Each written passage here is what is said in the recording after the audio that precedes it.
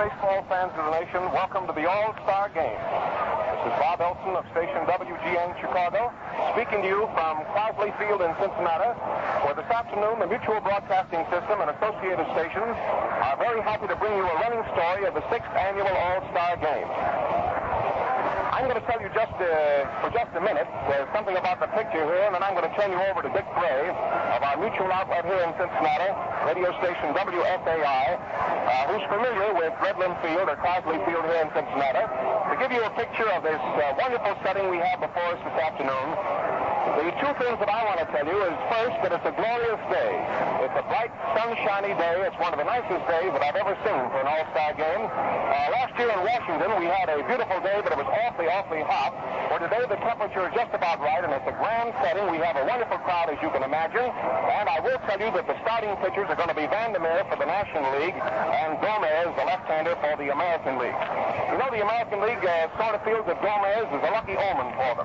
He started 4 games, and 4 games they've won. And so this afternoon there's going to be Lefty Gomez of Joe McCarthy's clan from New York. It's going to be pitted against these National Leaguers in this 6th annual All-Star Game. It's just about 14 minutes before game time now. The pitchers have started to warm up. I might tell you, too, that our mutual broadcasting booth is in a wonderful spot up here, high up above on top of the stands, just a little bit to the first base side of home plate. And Dick and I will be in a grand spot here this afternoon to tell you every play and every thrill in the ball game for the 6th annual All-Star Game.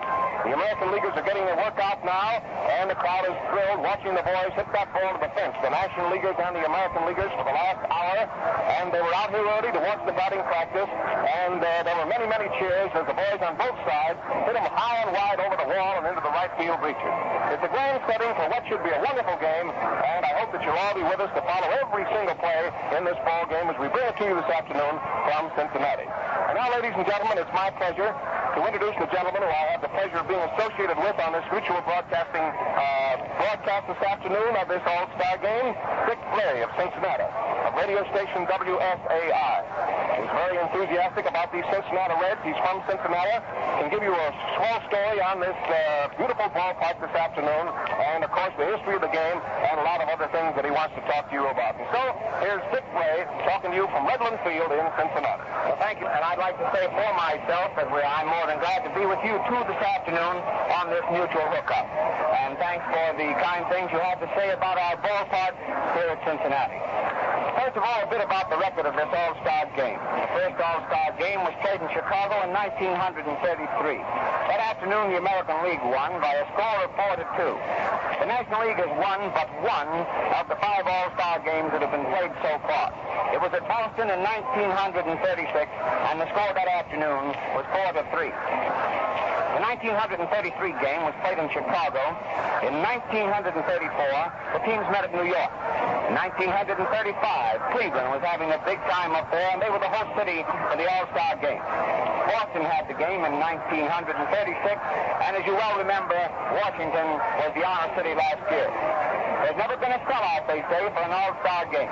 But the Cincinnati Ball Club received more than 150,000 pieces of mail asking for All-Star tickets. Now, when you consider that each letter of card asks for more than one ticket, you can figure for yourself just how many fans wanted to see this ball game this afternoon. As Bob told you, the weather conditions are great for the game. But under the rules of the game, no one is allowed on the playing field. It'll be baseball this afternoon, a good old game, the national game in true it is. The Cincinnati ballpark is so constructed that it will seat 26,500 people without using the terrace seats, which they do put in left, center, and right field. This park was built in 1912. The first ball game was played in it on opening day, 1912. The terrace was put in the Cincinnati ballpark by groundskeeper Matty Schwab during the season of 1937. In those days, they used to stretch the rope, and it was not satisfactory. The crowd out here at Crosley Field was so great that they wanted a place to sit down. They didn't like the idea of being held back by a rope. They probably remember the night that the St. Louis Cardinals and the Reds played a night game here, where the crowd was right around the home plate bar, just as though you would see a ball game on an amateur diamond. Out there, as you see Al Shack at the present time putting on the show for them, the fans, as you look at the circle around the home plate, were right around the very circle, which is no more than 20 feet in diameter. And so they thought the idea of the terrace seats would help a great deal.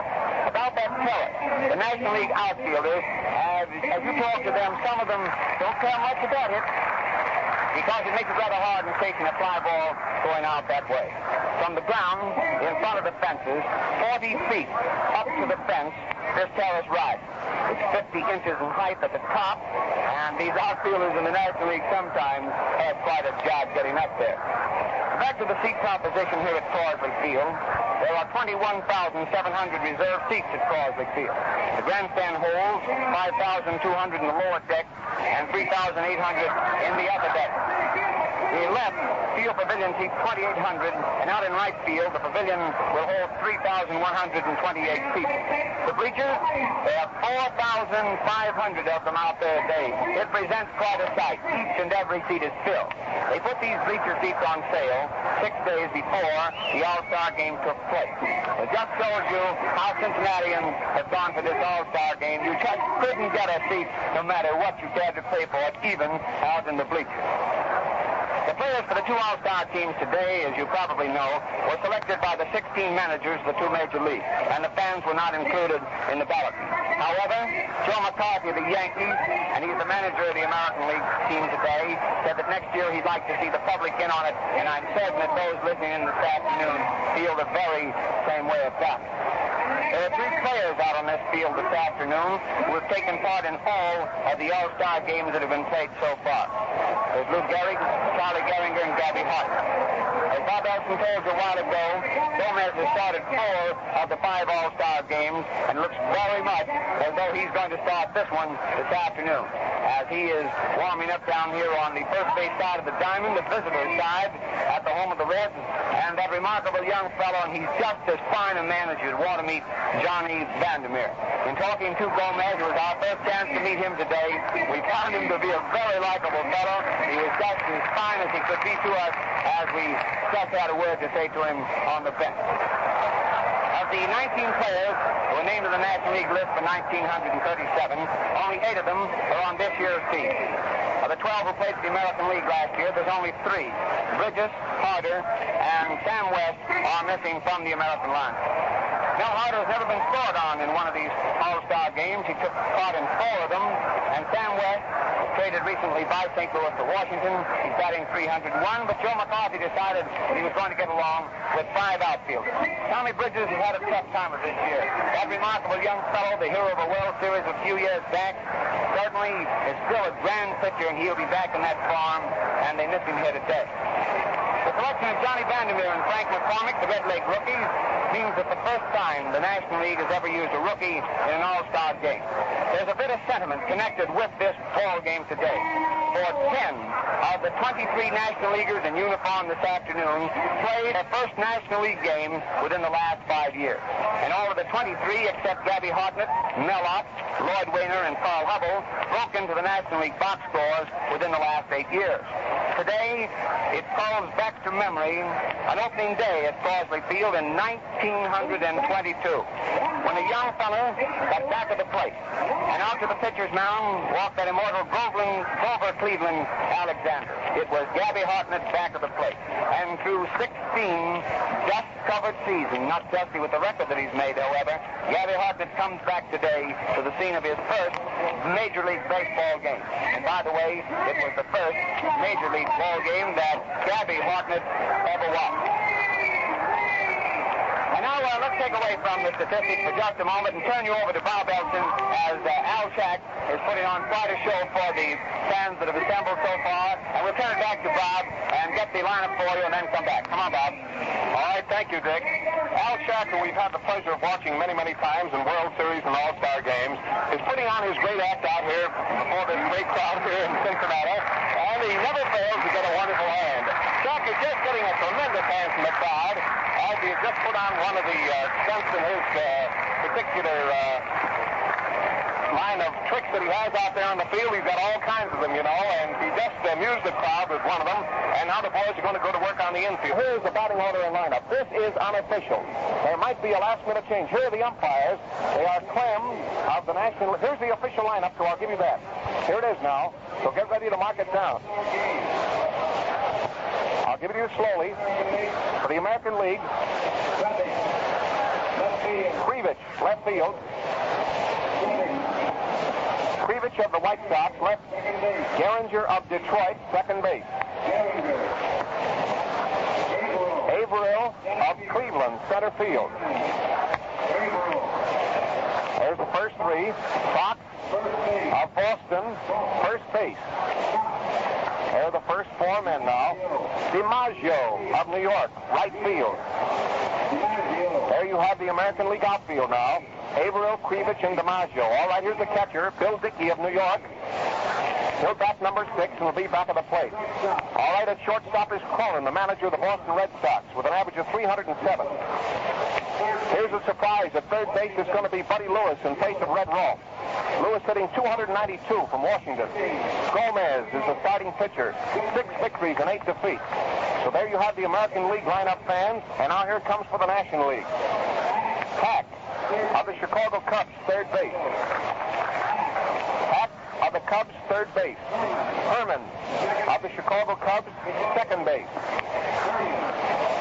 There you have the first two men. Goodman, Ivy Goodman of Cincinnati, gets a tremendous hand as his name is announced here, and he's a wonderful player. Ivy Goodman in right field. He has 20 home runs this year. Medwick of the St. Louis Cardinals in left field. Opp of New York, third baseman of the Giants, is going to play in center field. Lombardi of Cincinnati will get Big Caesar Lombardi, and what a tremendous hitter he is. His name draws a big cheer. McCormick of Cincinnati, first base. Hey, the Reds are certainly well represented in this starting lineup. DeRocher of Brooklyn is going to start at short in place of Marky Vaughn because of a left-hand pitcher. Vander Meer of Cincinnati is the starting pitcher. Now I'm going to repeat it for you, and here are the umpires. Bill Clem is back at the plate. Geisel, American League, at first base. Elephant, National League, second base. Basil, American League, third base. Now they're going to use the National League ball here for the first 4.5 innings and the American League ball for the last 4.5. The National League ball for the first 4.5, the American League ball for the last 4.5. Now you have that. Now here's the lineup again in the batting order. We're going to repeat it for you. For the American League, Krivich in left field, Geringer at second, Averill in center field, Fox at first, DiMaggio in right field, Dickey catching, Cronin at short, Buddy Lewis at third, Gomez pitching. For the National League, Hack at third, Herman at second, Ivy Goodman in right field, Joe Medwick in left field, Millard in center field, Lombardi catching, McCormick first, DeRocher short, and Vander Meer will be the pitcher. Also, the National League players are all wearing their home uniforms. That is white. The American League players are all wearing their traveling uniforms. They're gray. So that's the one difference in the uniform. And also, all the players wear their own uniform. In other words, Mike Krivich of the White Sox is wearing the White Sox traveling uniform. Cronin of Boston is wearing the Boston traveling uniform. DiMaggio is wearing the Yankee traveling uniform. The American League team will occupy the dugout behind first base, and the National League team will occupy the dugout behind third base. The umpires are out at the plate now with the managers, and we're getting all set to go. The park is absolutely jammed. It's a glorious day. It should be a real thriller today. Gee, it should be a wonderful ball game, and we're getting all set now for the start of play. Here's an announcement from the field. Will the people sitting in the cockpit along the field, please remove their coats from the railing. They're asking the people sitting in the first row of the boxes along the field to please remove their coats from the railing. Now, from our position here, we're just a few feet to the right of the home plate. We're looking directly towards center field. Now, first base is to our right, and third base is a little bit to our left, straight down the line. Straight down the left field line to the left field fence is 328 feet. The left center is 382 feet. The center field is 388. The right center is 387. to the right field line is 366. And now the National League team is going onto the field, and we're getting all set now for the 6th annual All-Star game between the National League and the American League being played down here in Cincinnati on a glorious day. Vander Meer, who has won himself a spot in the Hall of Fame that no other can even encroach upon, of having pitched 2 consecutive no-hit games this year, is going to be the pitcher. And I don't have to tell you that he's a real favorite down here in Cincinnati. Hey, they have Vander Meer sodas, Vander Meer pennants, Vander Meer everything down here in Cincinnati, and justly so because he's a real favorite. The first man to bat for the Chicago White Sox will be Krivich, who's playing in left field. His average is 288. They have Vander Meer's pictures all over town here on streetcars, billboards, pennants, and everything else. Vander Meer is going to pitch. Now here's the lineup as we look out on the field. There's Hack at third, DeRocher at short, Herman at second, McCormick at first. Goodman in right field. The center fielder is Mellop, and the left fielder is Medwick of the Cardinals. The catcher is Beezer Lombardi, and the pitcher is Vander Meer. Now we're all set for the opening play in the All-Star game. Bill Clem of the National League is the umpire back of the plate. He will umpire behind the plate for the first 4.5 innings, and then Harry Geisel of the American League will go back of the plate for the last 4.5 innings. The setting is absolutely perfect today. The weatherman must be given a real round of cheers because he's given us one of the most glorious days we've ever had. We're all ready to go now, and I know that you join with me in saying, may the best team win. All right, here's Mike Krivich up now. Vander Meer looks him over, getting all set to start play. Artie Fletcher is coaching down at third base. The Yankee coach is down at third base now, and he talks it up as we get all set to go. Here's Krivich, a right-handed batter up, and Vander Meer starts that sweeping windup of his. The first pitch is a strike, a beauty, right over the inside corner. Baker is coaching at first base for the American League. It's 1 strike on Krivich. Nobody on and nobody out. It's the first half of the first inning of the All-Star game. Now Vander Meer starts that sweeping windup again. It's a fly ball into center field. The center fielder's going back out. He's going up the incline. He caught it. Out ran up the incline in center field for a long drive of 370 feet off the bat of Mike Krivich. He almost misjudged the ball that time. He started to move in and then turned around and tore back and up the incline that runs up toward the center field fence. It's not a very steep incline, but it's an incline nevertheless, and he ran back to catch it. Now that's one gone, and the next man to come up is Charlie Gehringer, the famous second baseman of the Tigers, a left-handed hitter. Here he is up now watching Vander Meer, and Vander Meer gets his side. The first pitch to Charlie is a strike. It caught the outside corner knee high. A nice pitch in there. 1 out and nobody on the bases in the first half of the first inning. It's Vander Meer against Gomez. Vander Meer is getting a sign again from Beezer Lombardi. Here's the next pitch. It's a fastball, too low. Lots of stuff in the ball that time, but low. Bill Clem, the umpire back of the plate, went to his knees to watch that one, and the count is 1-1. Nobody on the bases, 1 out. The American League is batting in the first half of the first inning. Vander Meer is getting a sign again. Here's the next pitch. He started to swing, but stopped at the ball. Lots of stuff on that one again, but it was too low, and the count is ball 2 and strike 1 on Gehringer. The next man to come up will be the center fielder, Earl Averill of Cleveland. Gehringer's hitting 323. Pitch to Charlie at the fastball. He didn't intend to hit it. It's a bouncing ball to the pitcher. There's a throw. He's out. Vander Meer to McCormick.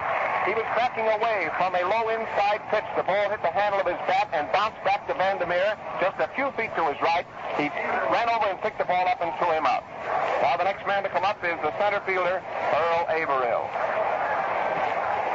Averill batting. His average for the year is 373. Fox is hitting 348. DiMaggio 328. Dickey 316. There's 2 out. There's nobody on the bases, and the ball game is in the first half of the first inning. Now Vander Meer gets his sign again. Here's the pitch, and it's a ball low and inside to Earl Averill, a left-handed hitter, number 3 in the back of his gray Cleveland uniform. National Leaguers talk it up out there in the field. Hack, DeRocher, Billy Herman, and McCormick. Vander Meer is winding up. Here's the next pitch. It's a fastball, low and outside. A ball makes the count 2-0 now on Averill. The next man to come up will be Fox, first baseman of the Boston Red Sox. Vander Meer looks this hitter over carefully. He's a dangerous hitter, too, Averill. Starting his windup. Here's the next pitch. Fastball. He hit the ground ball to the second baseman, Herman. He's up with it. There's the throw. He's out. Herman to McCormick, and he had him by 10 feet at first base to retire the side. No runs and no hits. The first man to bat, Krivich, sent a fly ball to Mellop. Gehringer bounced out to the pitcher. Averill bounced out to Billy Herman and went out on a fast play, Herman to McCormick. Now the game is going into the last half of the first inning here at Cincinnati in the 6th annual All-Star game. The National League is coming to bat and the American League is going onto the field, and here is the setup. At third base, Buddy Lewis. At shortstop, Joe Cronin. At second base, Charlie Gehringer. At first base, Jimmy Fox. In right field, Joe DiMaggio. In center field, Earl Averill. In left field, Mike Krivich. The battery, Gomez and Dickey. Bill McKechnie is going out to coach at third base for the National League team. And Jimmy Wilson of the Phillies is going to coach at first base for the National League team. The first man to bat will be Stanley Hack of the Cubs.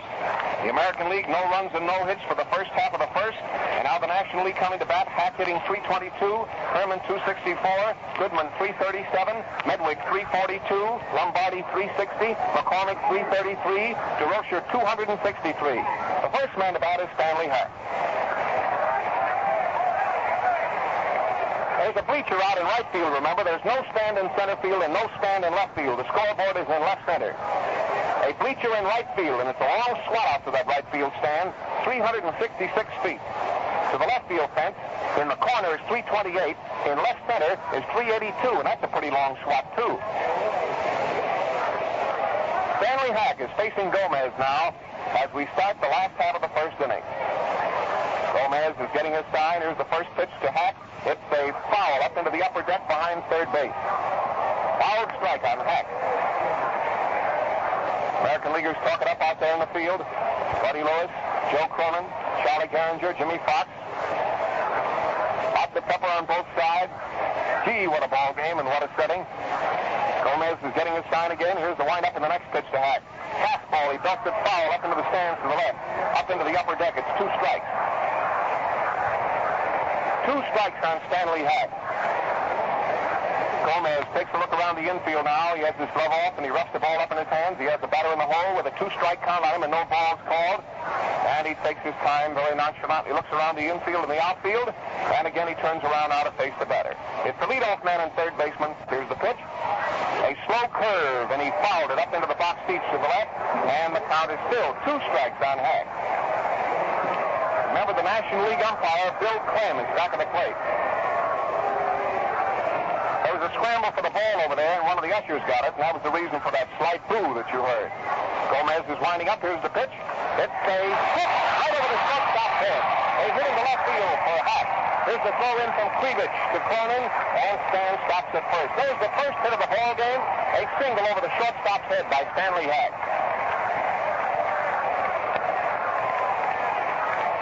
Now the next man to come up is Billy Herman of the Cubs, second baseman. Billy Herman batting with Hack on first base. Nobody out here in the last half of the first inning. National League against the American League. Now Gomez is ready to pitch to Billy. Here's the pitch. It's a ball high and outside. A pitch out. They thought he was going down. Stanley Hack gets the first hit of the game, a sharp single over the shortstop's head. The pitch to Billy Herman. He hits the ground ball to the shortstop corner. He fumbles it. It goes right through in the left center field, and a pitch runners on first and third. It's an error for Coleman. A ground ball to the shortstop corner. He fumbled it. It went right through him into left center field, and it puts a man on first and a man on third, and brings up Ivy Goodman.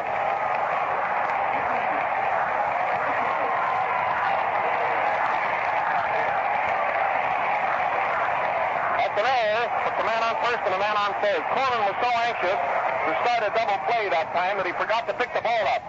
Now Goodman up a slow curve over the outside corner. It's a strike. Man on first and a man on third. Nobody out here for the National League. The ball game is in the last half of the first inning, and there's no score.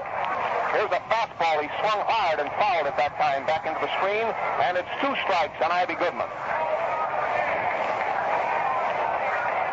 Ivy, a good pull hitter, a left-handed batter. Next man to come up will be Joe Medwick. There's a man on first. There's a man on third. A single and an error by Cronin. Gomez takes a lot of time, gets his sign again from Bill Dickey. There's a fastball, and he fouls it again. He caught the ball on the handle of his bat and hit it right back at the plate up into the screen.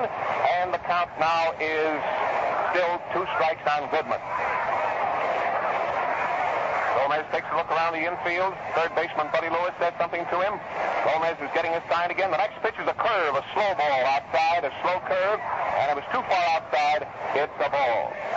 Bill Dickey, who's back at the plate, steps out in front of the plate, says something to Gomez, and then throws him the ball. There's nobody out. There's a man on first and a man on third here for the National League in the last half of the first inning, with Gomez opposing Vander Meer. Gomez looks toward right field.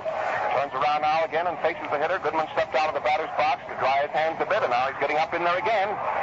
Man on first and a man on third, and Ivy Goodman up.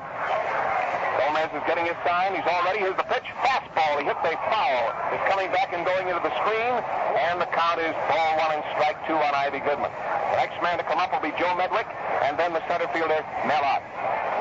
The American League is really in a spot here, with the National League in the first inning having a man on first and a man on third and nobody out, and Gomez really has to do some bearing down. Here's the next pitch. It's a high foul, which is going over into the box seats behind first base. Ivy Goodman has his eye on that ball. That's 4 that he's fouled off, and the count is ball 1 and strike 2. American Leaguers talking up out there in the field. Fox at first, Gehringer at second, Cronin at short, and Lewis at third. Pitcher walks around back on the grass, picks up the right, dries his hands carefully, gets up on the pitching rubber again, arms up in front of him. He's all set. Here's the pitch. A slow ball. Strike 3. Struck him out right over the outside corner.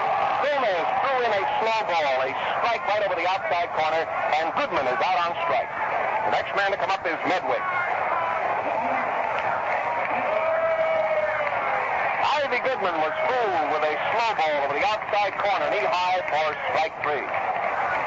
Now the American League infield is playing back, hoping that Medwick will hit into a double play rather than play in here. The first pitch he swung at was a high pitch inside, a ball to Medwick. Ball 1. That was a straight fastball high and inside, and Medwick took a lusty swing and miss. He's out of the batter's box now.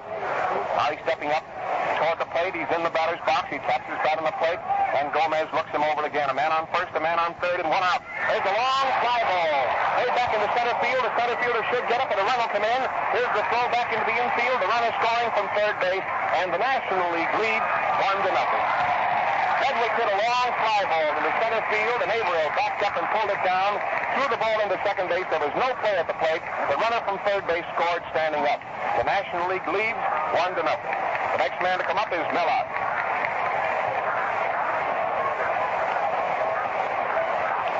Hack scored. Man on first base, and the next man to bat is the center fielder, Mellott. His average for the year is 318. The first pitch is a ball. It's a fastball, waist high and outside, ball 1. Man on first base, a run in and 2 out here in the last half of the first inning. The National League leads by a run. Again, he gets his sign. He's all ready. Here's the next pitch. He swung high that time and just tipped it foul. Went back into the wire, and the count on out is ball 1 and strike 1. The next man to come up is the catcher, Cesar Lombardi. Out is out of the batter's box, drying his hands. Steps up in there. There's that familiar number 4 on the back of his uniform. Blue cap and a white uniform with the blue 4 on the back of his uniform. And he's watching Gomez as Gomez motions to the center fielder, Averill, to move over more into dead center. He was playing out in right center, and Gomez moves him into straight dead center field, right in line with the pitcher, second base, and the outfield. Gomez is getting a sign again. Here's the next pitch. It's a slow ball. He swung hard and fouled it back into the net, and the count is ball 1 and strike 2. Remember, DiMaggio's playing right field, Averill center field, Krivich left field, Lewis third, Cronin short, Gehringer second, Fox at first, Dickey catching, and Gomez pitching. The National League leads by a run. The ball game is in the last half of the first. Fastball. He hit a high fly to center field. The center fielder, Averill, is in under it and should get it without any trouble. He's still looking up, and he caught it, retiring the side. So that's the end of the first inning. The first man to bat, Hack, drove a single over the shortstop's head. He went to third when Cronin muffed the ground ball off the bat of Billy Herman. It went into left center field, putting a man on first and a man on third. Ivy Goodman was called out on strikes. Medwick sent a long fly ball to center field, scoring the run from third, and Opp sent a fly ball to center field, retiring the side. That's the end of the first inning. The score of the ball game is the National League 1, the American League nothing. It's the broadcast of the 6th annual All-Star Game, coming to you from the baseball's capital, for a day at least, Cincinnati, the scene of the 6th annual All-Star Game. Now we're going to pause for station identification. This is the Mutual Broadcasting System. This is WGN, the voice of the people, Chicago.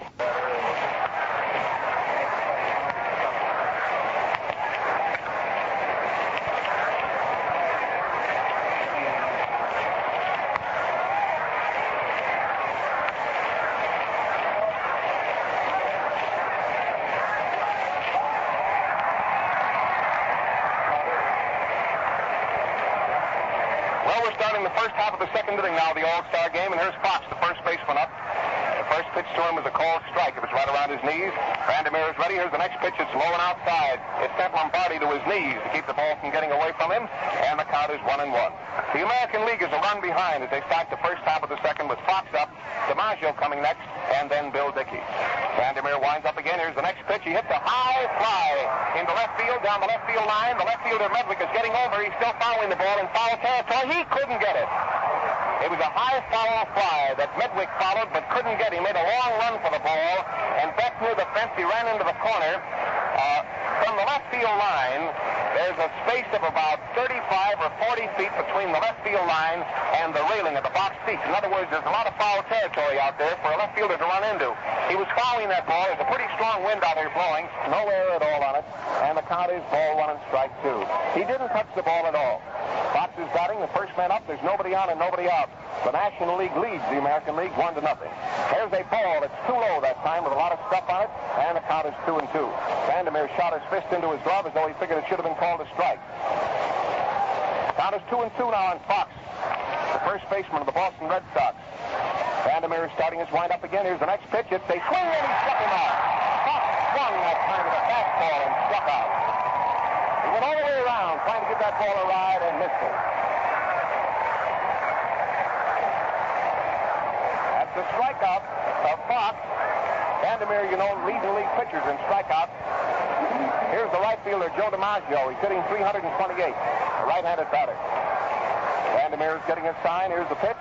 It's a fastball, low and inside, and it's a ball. The ball gets out of Lombardi's glove and rolls off a little bit to the left, and umpire Bill Clem takes out his wrist broom and dusts off the plate. Nobody on the bases and 1 out. Fox struck out. Vander Meer is getting his sign again. He's winding up. Here's the next pitch to DiMaggio. He hits a foul up on top of the roof off there to the right, and the count is 1-1 on the batter. National Leaguers peg it around. Back to DeRocher. DeRocher fires the ball back to the pitcher. The other boys in the infield talk it up, Billy Herman and McCormick. American League is starting in the first half of the second. They're trailing by a run. Vander Meer is ready to pitch again to Joe DiMaggio. It's a swing and a foul back into the screen. The count is ball 1 and strike 2. Boy, this Vander Meer looks awfully good out there today. He's got a world of speed and seems to have all his control out there today, which makes him a mighty, mighty tough customer. Vander Meer and Gomez are the starting pitchers. The American League has not made a hit. Vander Meer winds up again. Here's the next pitch. DiMaggio hits back to the pitcher. A high bouncing ball. There's a throw to first, and he's out. Vander Meer to McCormick. He hit a slow, high bouncing ball back at the pitcher to Vander Meer's right. He went about 5 feet to his right, grabbed the ball in a high bounce, turned and fired the ball to McCormick to get his man. 2 out. The next man to come up is Bill Dickey. Here's Bill Dickey. His average for the year is 316. He's hit about 16 home runs. One of the leading hitters in the American League and runs batted in. The first pitch is a ball. It's low and outside away from a left-handed hitter. 2 out and nobody on the bases for the American League. They're batting in the first half of the second. The National League leads 1-0. Billy Herman shifts way over in front right field, back on the grass. There's a ground ball out to Billy Herman right where he was playing. He's up with it. There's the throw. He's out. Billy Herman to McCormick, and it retires the side. No runs and no hits again, and no hit Vander Meer is sailing right along. In that inning, the first man to bat, Fox, struck out. DiMaggio bounced out to Vander Meer. Dickey bounced out to Herman. No runs and no hits. The score as the game goes into the last half of the second inning, the National League 1, the American League nothing. Now the American Leaguers are going onto the field. DiMaggio going to right field. Averill to center field. Krivich to left field. Fox to first. Garinger to second. Cronin to short. Lewis to third. Dickey catching and Gomez pitching. We'll repeat the lineups every once in a while for the benefit of you baseball fans who might be tuning in late. It's the 6th annual All-Star game in Cincinnati. And we're going into the last half of the second inning. Gomez against Vander Meer with the National League leading by a run. There's been only 1 hit made in the ball game. That was a single by Hack, the first man up. Now the game is going into the last half of the second, and the first man to bat, a Cincinnati boy, gets a tremendous hand from the crowd. It's Big Beezer Lombardi. His average for the year is 360. Not only a good catcher, but a tremendous hitter.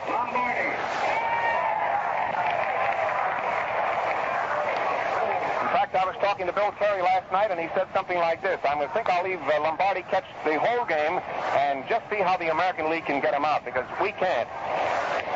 Lombardi is coming to bat. The American League, the National League second pitcher is starting to warm up. It's Bill Lee of the Cubs. Lee of the Cubs will pitch the second 3 innings. He has started to warm up with Hartnett down the left field line. The second pitcher for the American League has not started to warm up as yet, but I believe it's going to be Johnny Allen.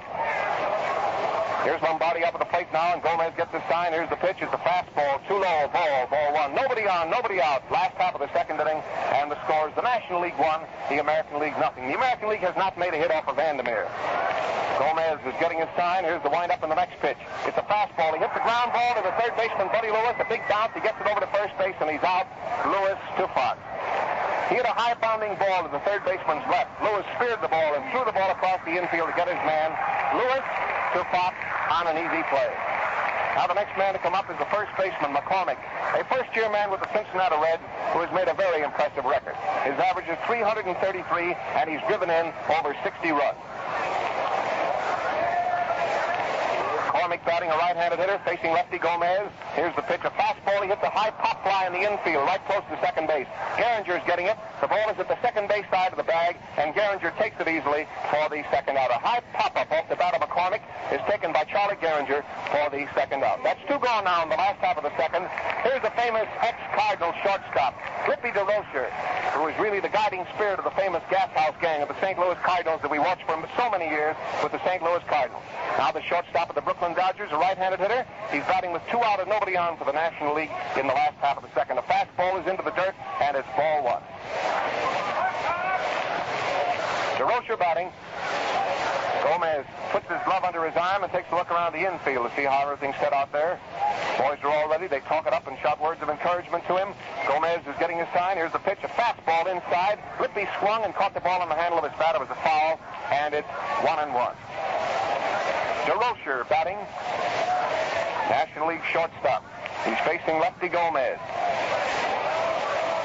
Gomez takes a lot of time pitching to him. He started his windup again. Here's the next pitch. It's a slow curve. It's just right in there over the inside corner, knee high. It's called by umpire Bill Clem, and it's ball 1 and strike 2 on DeRocher.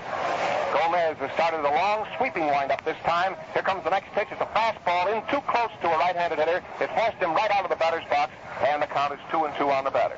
The National League leads 1-0. Hack scored what has been the only run of the game so far. There's been only 1 hit. That was by Hack. Gomez looks around again. Now he's facing the batter, DeRocher. He's starting his windup. The pitch. He hits the grounder. Foul down the left field line. It goes into the box seats behind third. A high bouncing ball went into the box seat. Bill Lee has started to warm up for the National League. Right-hander. Lee's record this year, he's won 9 games and lost 4. Vander Meer has won 10 and lost 3. Gomez has won 6 and lost 8. There's a fly ball down the right field line. This fly ball may go for a hitter. It may be foul. It's foul. It goes into the box seat way down the right field line. DeRocher tried to place that one into right field. You could tell by the shift of his feet, but he hit it foul instead, far down the right field line. In right field for the American League is DiMaggio. In center field is Averill. In left field is Krivich of the White Sox. Cleveland center field, New York right field.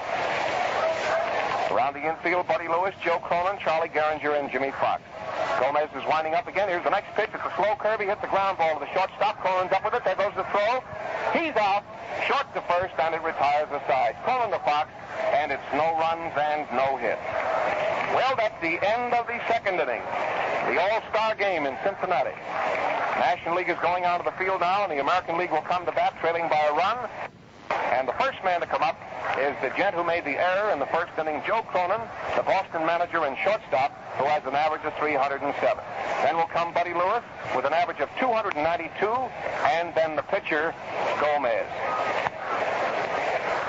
The second American League pitcher, I believe, is going to start to warm up now because Rick Farrell, one of the American League catchers, is walking down the right field line, and the identity of the second pitcher will very soon become known. Bill Lee for the National League is warming up. Here's Cronin, the Boston manager and shortstop. Coming to bat, number 4 on the back of his gray uniform. The score is 1-0, National League. the first half of the third. The second American League pitcher is Johnny Allen of Cleveland. He had just gotten up down there, sitting against the railing in the sun, and started to warm up. Johnny Allen of Cleveland, who has won 12 without a defeat, is going to be the second American League pitcher. All right, now let's get down to business at hand. Here's the batter up. It's Joe Cronin, a right-handed hitter. He's batting with nobody on and nobody out against Vander Meer. Here's the pitch, and it's a ball low and outside. Lombardi had to go out to the right for it, and it's ball one. National Leaguers on the infield talk it up. Lots of pepper on both sides. National League leads by a run. Vander Meer is getting his stride again. A long, sweeping windup. Here's the pitch. He hits one right over the third baseman's head. A safe hit. The ball is rolling down the left field line. I believe it's going to be just a single. Medwick fires it back in fast, and it's a single. The first American League hit was by Cronin. A liner over Hack's head. He didn't have a chance for it, and fast fielding by Medwick held him to a single. The next man to come up is the American League third baseman Buddy Lewis of Washington. His average is .292. He's a left-handed batter, a tall, thin fellow. He's down here now facing Vander Meer with a teammate on first base. Now Vander Meer gets ready. The first pitch was a strike. Gee, there was a lot of stuff on that one. It just caught the outside corner. A sharp-breaking curveball away from a left-handed hitter, and it's a strike called. The American League trails by a run, and the American League has a man on first with nobody out. Throw to first base, but he's back safely. Again, a throw to first base, and he's back safely. The umpire at first base is Basil. Geisel at third base, and Belafont at second. Pitcher's getting all ready out there again. Here's the next pitch to Buddy Lewis. It's a ball. There's a throw to first. He slid back in head first. He's safe. A pitch out that time was called for, and Lombardi fired the ball to first baseman McCormick, and Cronin had to slide and go back into the bag head first to get back safely. The second pitchers for each side are warming up. Their Lee for the National League, Allen for the American League. Pitcher's getting his sign out there again, ready to pitch now to Buddy Lewis with a man on first. Lewis takes a low inside pitch for a ball, makes the count 2-1 on a left-handed hitter. The pitcher's due to come up next. National League scored their run in the first inning on a hit, a single, a long fly ball, and an error.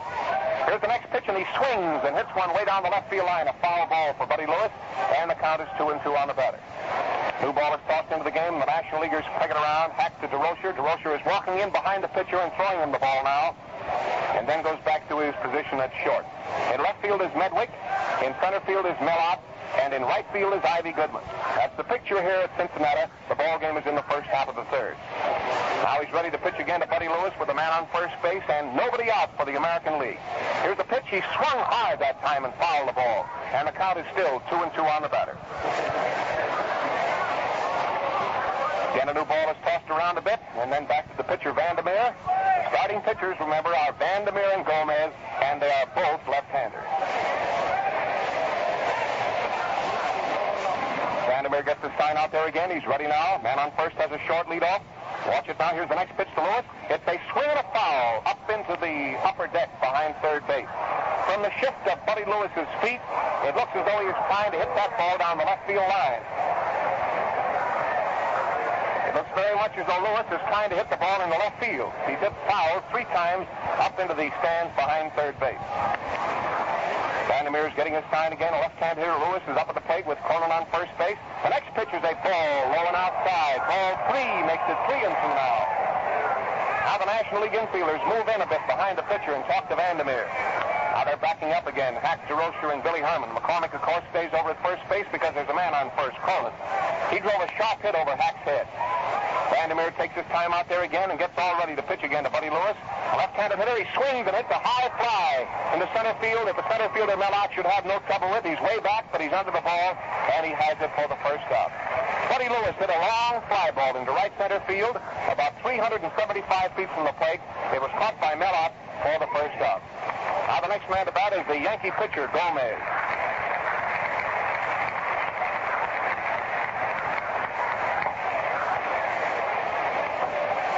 Here's Brian Gomez, left-hand pitcher, and a left-handed batter coming up at the plate to face Johnny Vander Meer with a teammate on first base. The next man to come up will be Mike Krivich. The National League leads in this ball game, 1-0 in the third. Vander Meer is getting his sign now. He's all ready. The third baseman is playing in, expecting a bunt, but Gomez Gomez took a real cut at the ball and fouled it back into the wire. One strike. Stanley Hack is playing in, expecting Gomez to lay one down. But Gomez took a powerful cut at that first pitch and fouled it.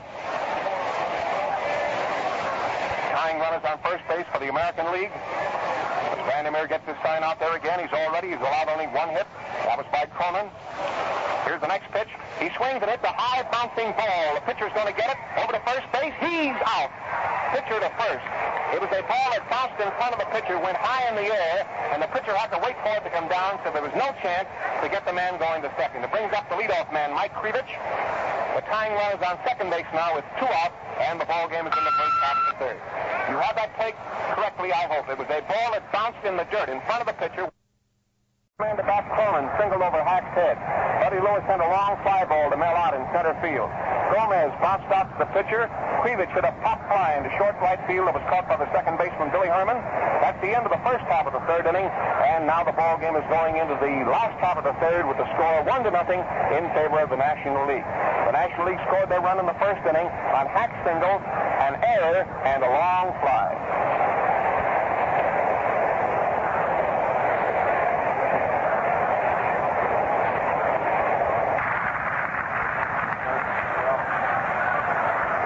To start the last half of the third inning of the All-Star game in Cincinnati. The National League leads the American League 1-0. Hank Lieber stepping into the batter's box to bat for Vander Meer. Big, powerful-looking fellow and a right-handed batter, and Gomez gets all ready to pitch to him. The wind-up, and here's the first pitch. It's a fastball, and he hits a fly ball back into left field. The left fielder, Krivich, is back near the fence. He caught it. Krivich went up the incline and back against the green boards of the fence in left field to catch Lieber's long fly. He hit the first ball pitch.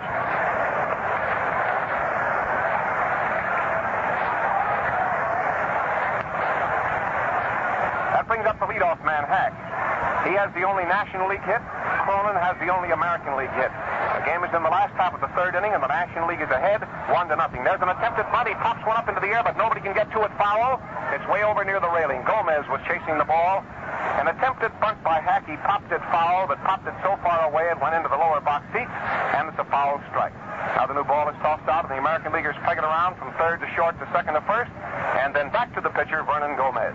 The second pitchers for each league will be Johnny Allen for the American League, Bill Lee for the National League.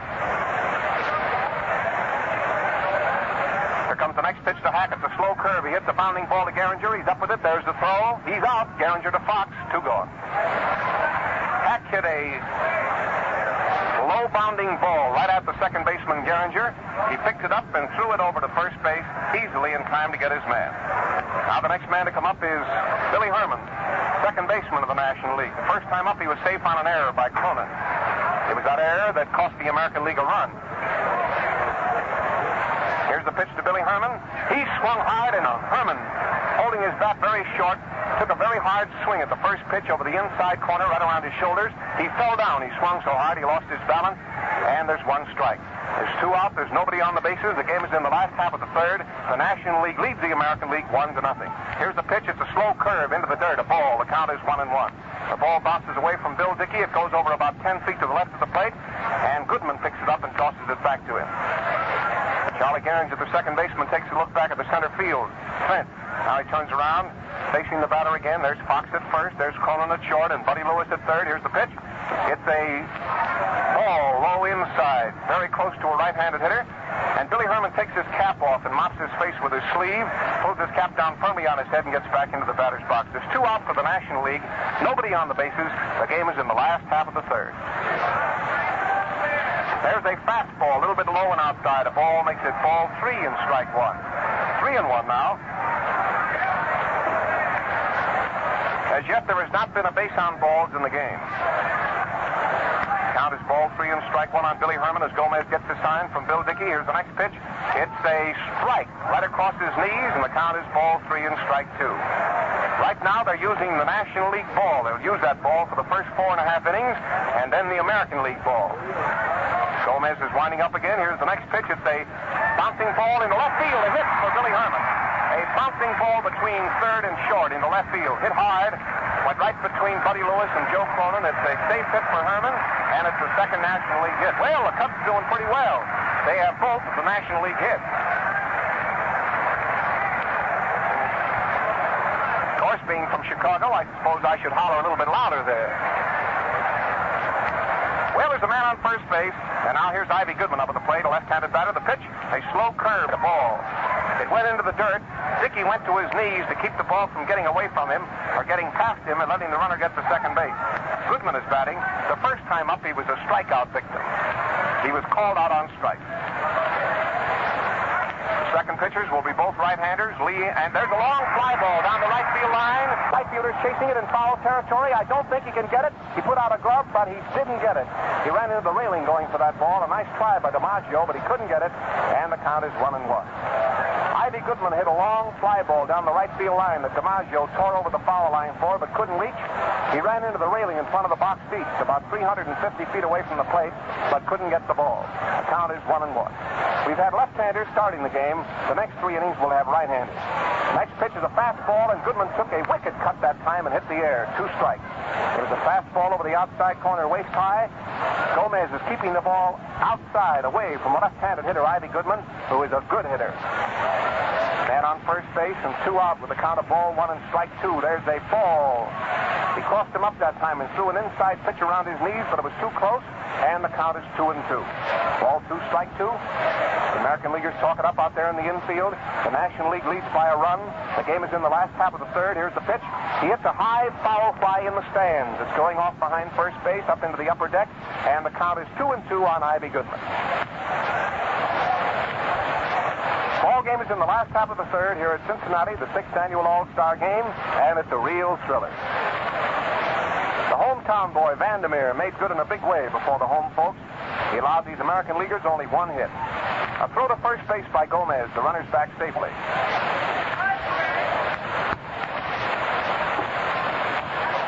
Pitcher takes his time out there now. He's getting all ready.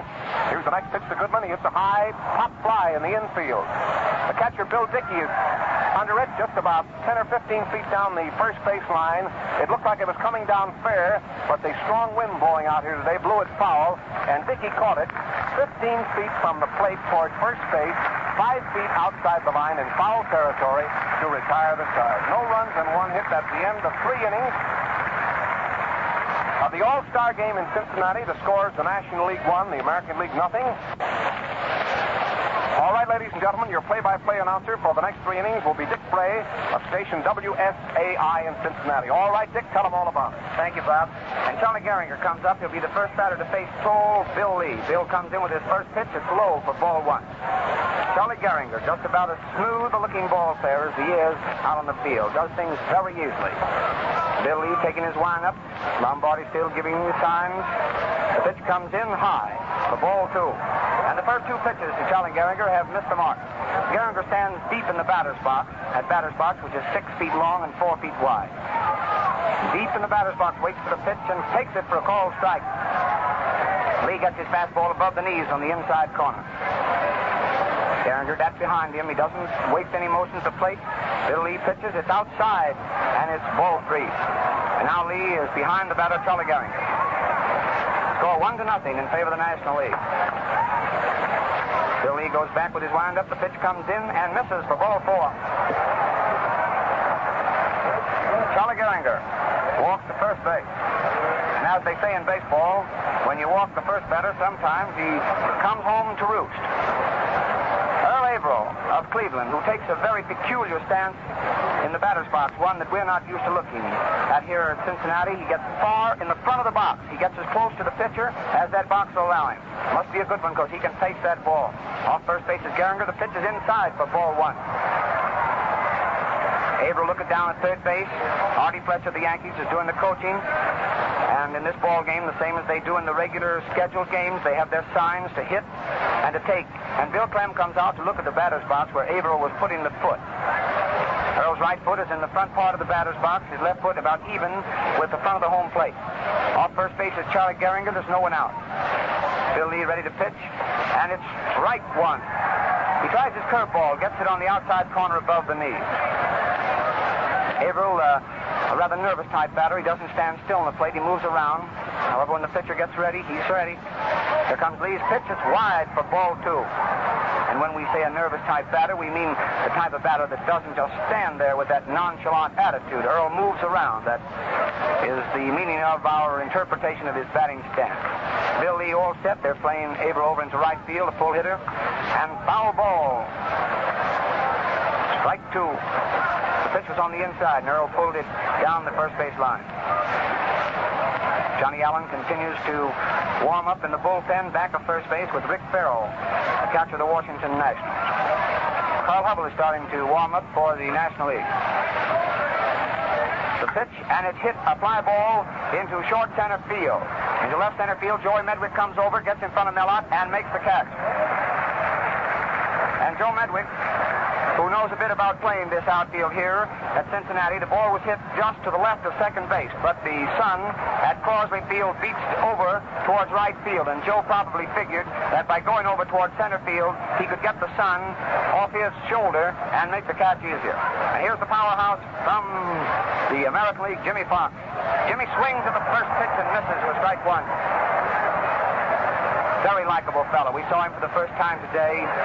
Very, very fine. Like all those big-timers, they're all right. Bill Lee set the pitch. Gehringer off first base. It's outside for ball one. The scoreboard, if you believe in numbers, a ball, a strike, and out. There's a one on the board. It's 1-0 in favor of the Nationals. Gehringer off first. Bill Lee getting set, lets the ball come in, and Fox swings at the foul ball, ducks down into the dirt behind the home plate for strike two.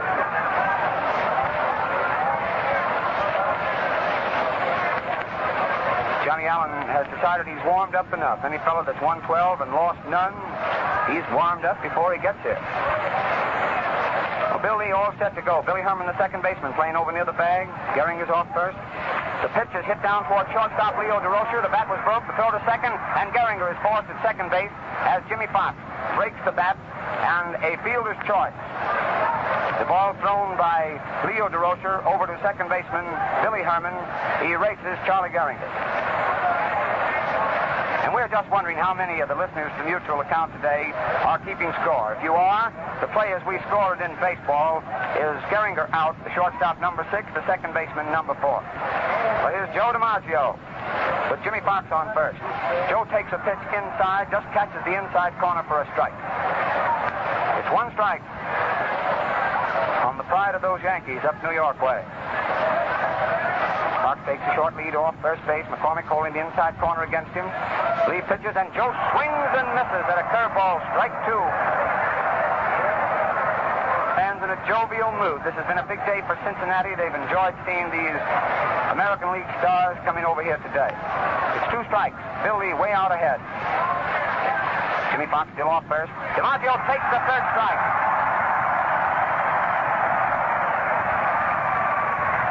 And Joe DiMaggio is called out on strikes to end the fourth inning for the American League.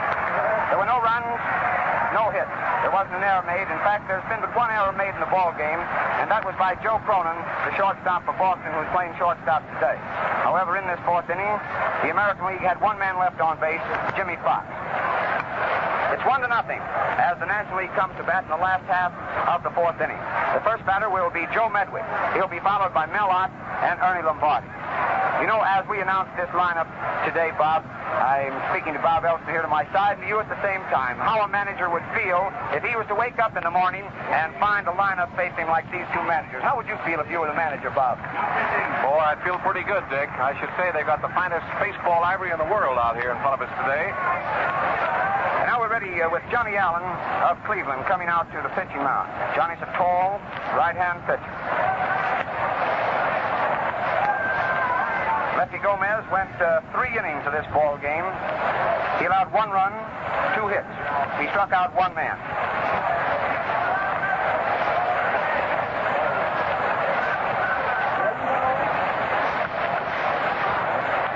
While Johnny is taking his warm-up throws, wouldn't be a bit surprised that a great many of the people listening in throughout the nation today might want to know whether Johnny Vander Meer has changed since he pitched that double no-hit game.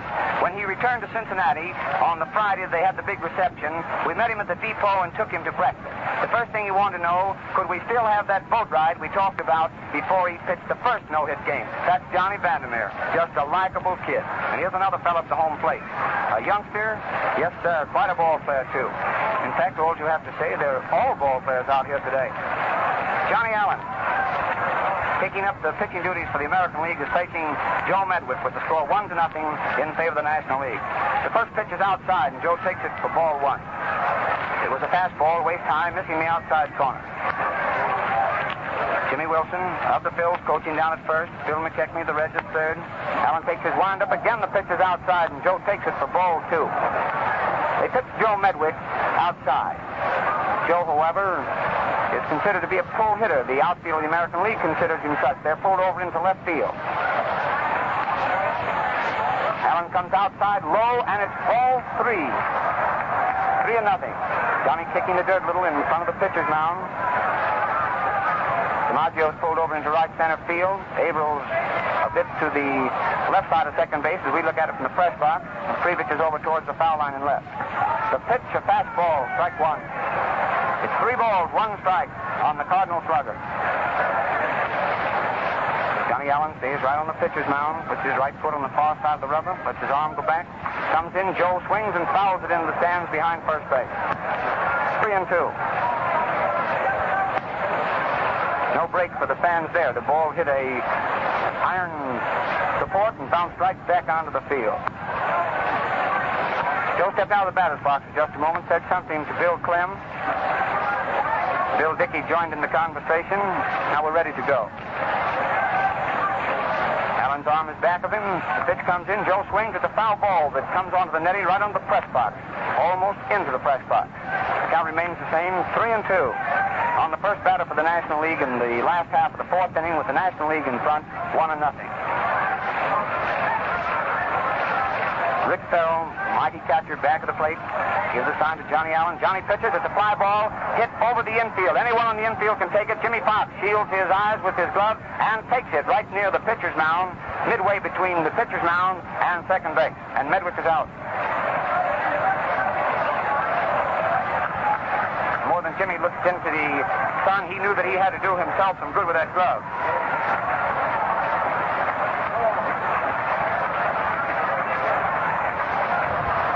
And Mellott comes to the plate, takes the first pitch inside, and it's ball 1.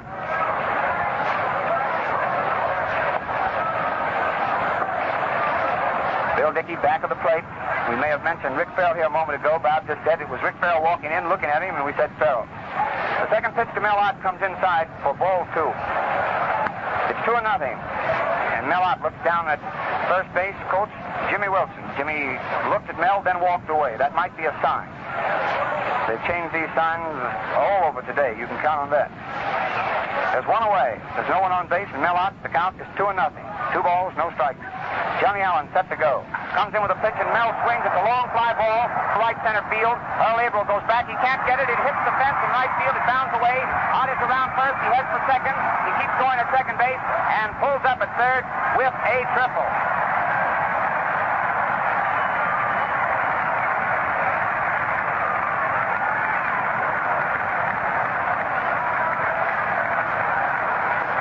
The third hit for the National Leaguers is a mighty wallop into right center field, a distance of 387 feet.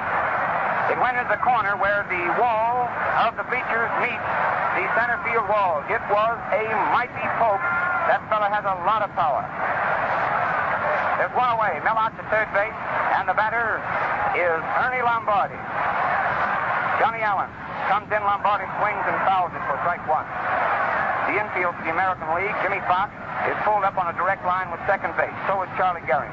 On the left side of the infield, Buddy Lewis is back a step at third, and Joe Cronin is up even with second and third. The pitch to Lombardi hits sharply into left field for a base hit.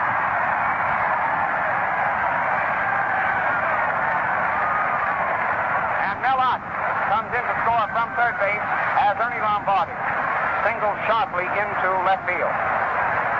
Evidently, these American Leaguers had heard about Lombardi, or they take their position just as the National Leaguers do.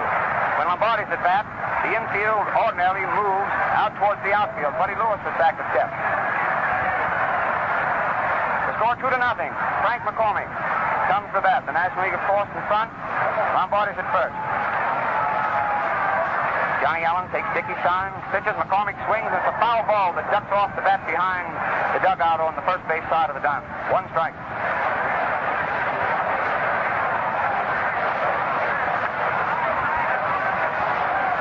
Lombardi's hit was the 4th of the day for the National Leaguers. It was the 2nd off Johnny Allen. Johnny looks over at first, gets ready to pitch. McCormick swings. It's a grounder. Going down towards second base. Charlie Gehriger comes up with it, throws over to first, and McCormick is out. And on the play, Lombardi moved down to second base. It was a slow hit ball, just far enough away from Jimmy Fox that he couldn't come in to help on the play. Lombardi going down to second base, where he is now standing with 2 outs. The batter is Leo DeRocher, who grounded out Cronin to Fox when he came to bat on his only other trip to the plate in the ball game in the 2nd frame. Leo stands deep in the batter's box. Johnny Allen set to go. DeRocher looks at a pitch outside, and it's ball 1. And Bob Grove, veteran Boston Red Sox left-hander, is warming up in the bullpen. He's warming up with John Schulte, one of the Yankee coaches. Lombardi off second. Allen looks back, gets set to pitch. DeRocher takes it, and it's a called strike. A curveball catching the inside corner. Leo also a nervous type batter. He never stands still, touches his cap, swings his bat, moves his feet around. All set to go as Johnny Allen gets ready. Lombardi has a good lead at second. The pitch, DeRocher swings, it's foul. Back of first base, and it's 2 strikes. The count on DeRocher is 1 ball, 2 strikes, there's 2 outs. And the score is 2-0 in favor of the National League.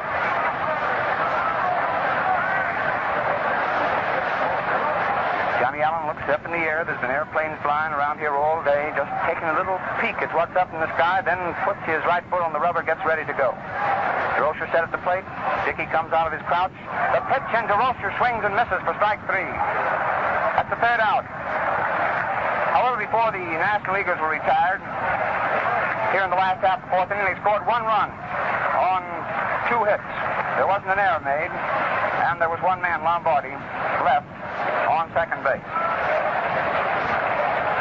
At the end of 4 complete innings in this ball game, the score is 2-0 in favor of the National League. The National League has made 2 runs on 4 hits. There's been 1 error made. It was by Joe Cronin. And the American League, in facing Johnny Vander Meer in the first 3 innings, made 1 hit. That was a hit by Joe Cronin, a sharp single into left field. Bill Lee pitched 1 inning, the 4th, and he's out there now to start the 5th.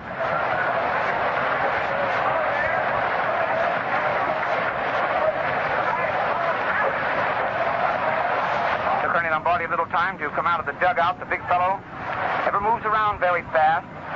Takes his time. He'd give you the impression that he wasn't hustling. He's just that type of a ball player. He's right in the ball game up to his neck, though, even though he looks as though he's just taking his time. Well, Bill Dickey is the first batter for the American League in the 5th. Bill stands deep in the batter's box. He stands as close to the box as he possibly can. Bill takes the first pitch low, and it's ball 1. He scrapes his left foot into the ground. That line nearest the home plate. Keeps his bat behind him, ready to hit. Lee comes in. It's right. Bill Clem waved that right arm of his in familiar fashion to us from right to left. Strike 1. Bill Lee, tall right-hander, sends the ball in. A curveball misses the outside corner, waist high, and it's ball 2. General Bill, they call him. Billy Herman is 10 feet in right field, playing this strong left-hand hitter, Dickey. Dickey swings at a foul ball, comes off the bat, and into the stands, and how they're grabbing for those balls today. Souvenirs from the All-Star game in 1938, Cincinnati. It's 2-2. Bill Dickey waits. Bill Lee takes the sign from Lombardi, delivers a slow ball that's hit towards left field, goes into short left field. From shortstop, Leo DeRocher is going back, and the ball drops in. Dickey is around first base and pulls up at second with a double. A two-base hit for Bill Dickey. The ball was hit into short left field. DeRocher went back. Medwick couldn't get up to it. Leo couldn't get over to it. And Stanley Hack couldn't go back for it. It was a two-base hit. And the second hit of the ball game for the American League. The batter is Joe Cronin, who has the other American League hit. Right-hand batter. Dickey's at second. The pitcher called strike. It was a fastball above the knees, between the knees and the waist, and Joe just looked at it. It's 2-0 in favor of the National League. Dickey's on second. There's no one out in the first of the fifth inning. Cronin looks again at a pitch that just takes the outside corner. Strike two. Bill Lee pitching very carefully to the manager of the Boston Red Sox. He got a new ball from umpire Bill Clem, massages it, looks back at Bill Dickey, who's on second. 2 strikes on Joe Cronin. Joe ready. Lee delivers. It's a long fly ball going out into center field. Right at the foot of the terrace is stationed Mel out of the New York Giants, and he takes it. A fly ball off the bat of Joe Cronin is caught in deep center field by Mel Ott.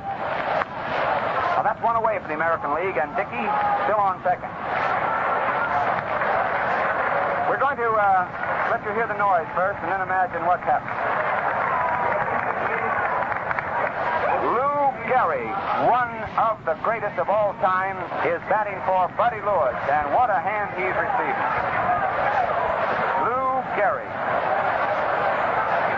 hitting for Buddy Lewis. Bill Lee all set to go. Pitches outside and it's ball one.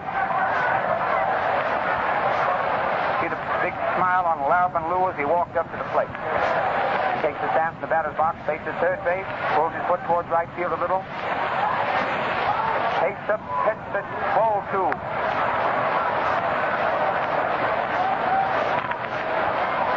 The first time that we've seen Gehrig. Stands there, solid figure at the plate. Dickey off second, one away. Swings as a grounder down towards second. Billy Herman comes up with a nice play, throws to McCormick, and Gehrig is out on a very nice play.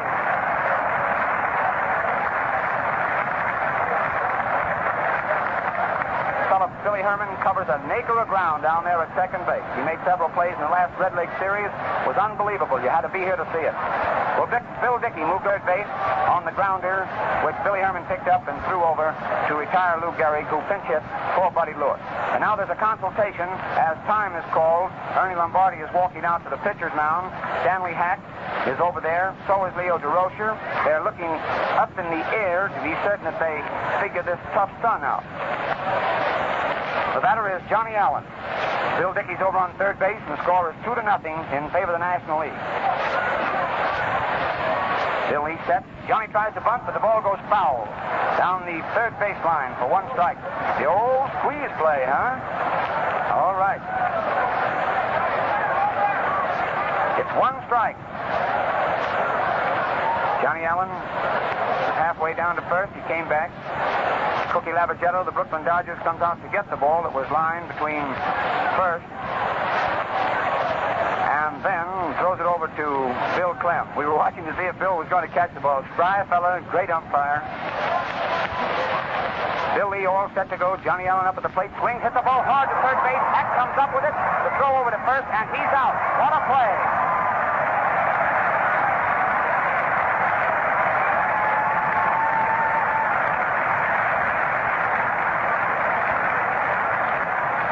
Talk about a ball well hit.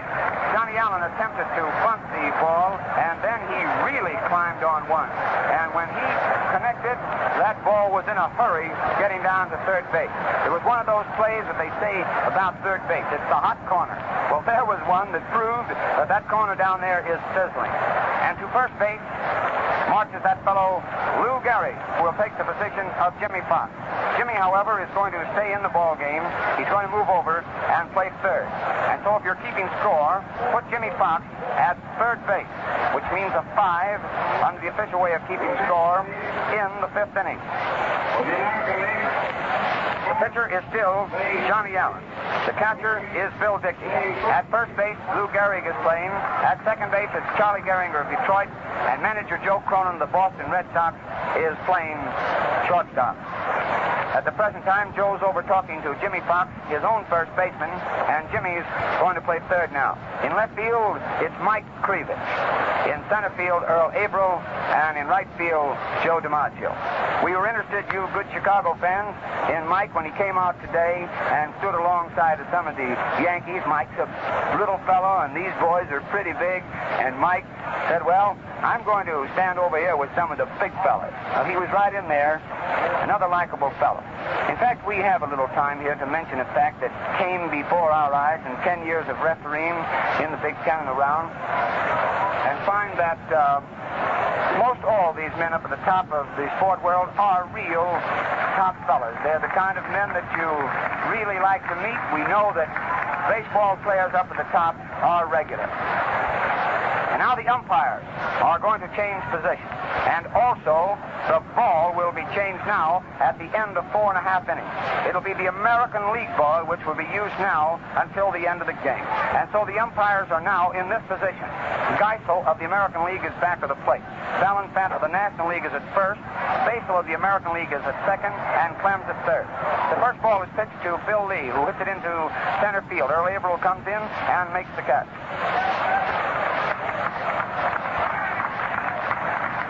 That's one away for the National League in the last half of the 5th inning. And Stanley Hack receives a very nice hand from the crowd as he comes up. Stanley has one of the 4 hits made for the National Leaguers so far. There's no one on base. It's 2-0 in favor of the Nationals. The first pitch from Johnny Allen is a called strike. A beautiful curveball that caught the outside corner above the knees. And Lefty Grove continues to warm up to the American League. The pitch, Stanley Hack swings at the fly ball again out into center field. Earl Averill just nonchalantly walked over and takes it for the out. 2 up and 2 away. And we wonder sometimes just how often you good people listening in hear that. 2 up and 2 away. 1 up and 1 away. Sort of a stock phrase, but it does tell the story, doesn't it? Well, the batter is Billy Herman. Billy has 1 for 2 in this ball game. Right-hand batter swings at the first pitch and fouls it in the stand. Strike 1.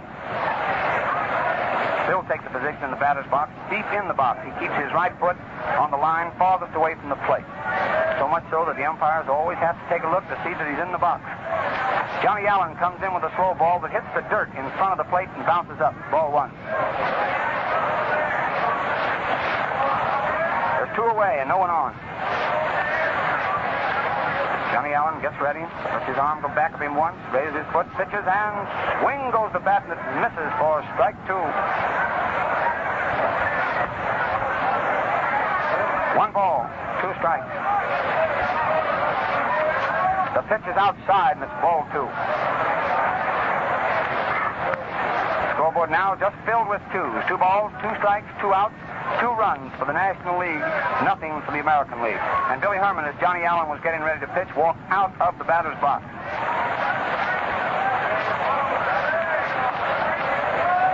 At the end of this 5th inning, we will give our station identification. Then as we come back for the 6th, we are going to tell you a bit about the play that happened at Cincinnati Sunday, which was unique, and we figured the listeners of the Mutual would be glad to hear about it. It was Billy Herman who made the hit that went into left field that came in to just be fielder's choice.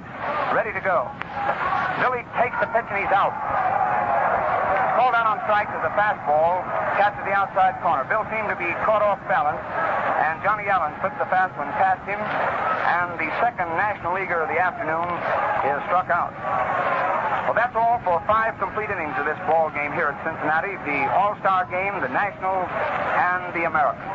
The score is 2-0 in favor of the National League.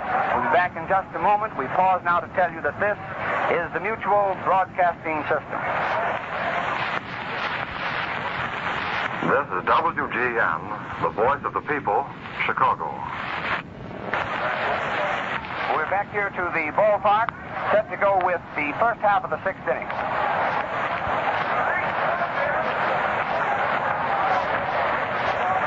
Manager Joe McCarthy is now sending Roger Kramer into bat for Mike Krivich. Roger, the outfielder with the Boston Red Sox.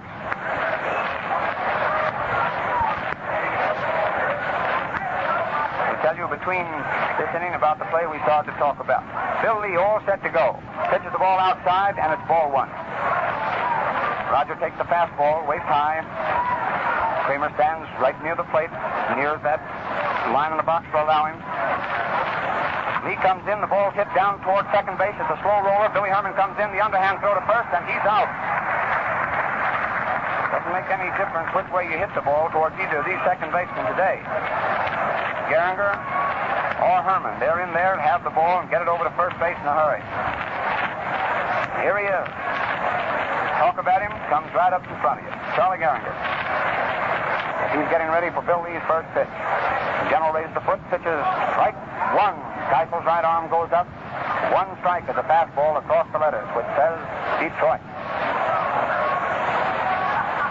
Lee ready? Pitch, a curveball is fouled into the stands, the upper stands. And it's strike two.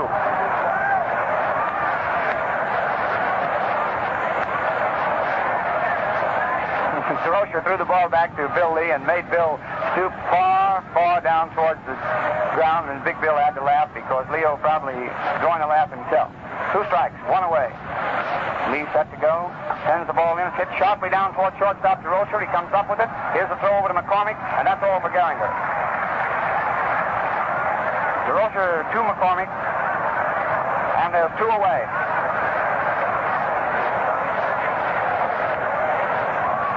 And the third National League pitcher starting to warm up down in the bullpen back of third base. It's Mace Brown of the Pirates. The batter is Earl Averill, who's looking for his first hit in this all-star game. He grounded to second, slide to left. Bill Lee set to go. Sends the ball in low for ball one. Goodman is pulled over towards the line. Hart is moved over towards the flagstaff in right center. And Joey Medwick shortens up a bit in left and pulls over near the scoreboard. The pitch is a called strike.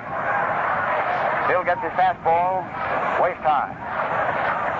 Earl looks down at third base coach Artie Fletcher, whether or not the take sign's on or the hit if it's good.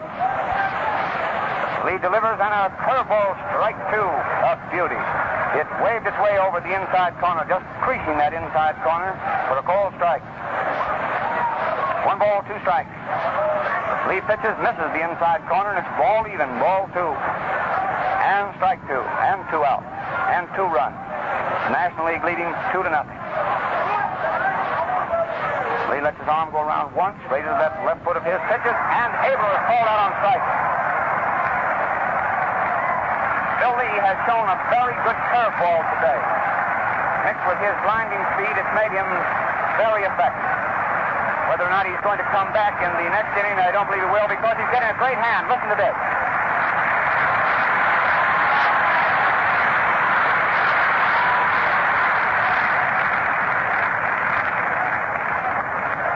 That we talked about, because we feel as though the entire nation would be interested. There were 3 men on base, and Billy Herman hit a line drive into left field that was just about as hard hit as a ball could be hit.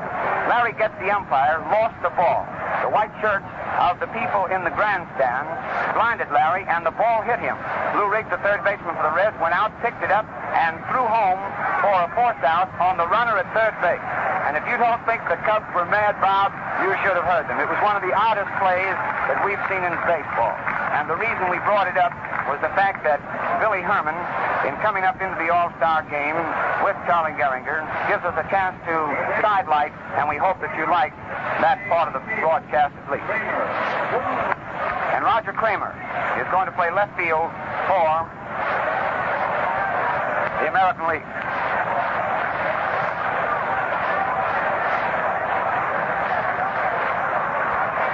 Over in the box next to us, that remarkable young fellow, Johnny Vander Meer, walked up and takes the position. We're set to go. Johnny Allen comes in with the first pitch, and Goodman swings at the grounder foul down the first base line. 1 strike on the fellow who holds the record for the Cincinnati Reds for home runs in a single season all time. He hit his 20th home run in Monday's doubleheader. Goody swings. It's another foul ball going down the first base line for strike 2.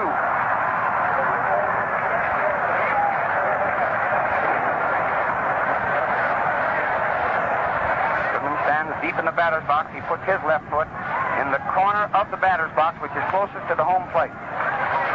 He pulls his right foot a bit towards first base. Johnny Allen delivers, almost hit Goodman, who backed away, ball one. And he did. Hit him, nicked him right on the shoulder, and Goody is waved to first base by umpire Geisel. Goody gets hit more than any ball player in the National League. And Bill McKechnie, the manager of the Reds, comes down to tell Joe Medwick, who comes up to the plate, what sign will be flagged. You know, in this ball game, they've changed their signs, naturally, and they want to be certain. The American Leaguers are not being fooled into looking for a bunt, at least by their lineup at the start of the pitch. Goodman's off first. Here Lou Gehrig moves over, and the pitch is outside. Ball one. The American Leaguers still staying back in their normal fielding positions. Fox is back at third, short. Gehringer's deep at second. Gehrig moved over just a bit at first base as the pitch was made.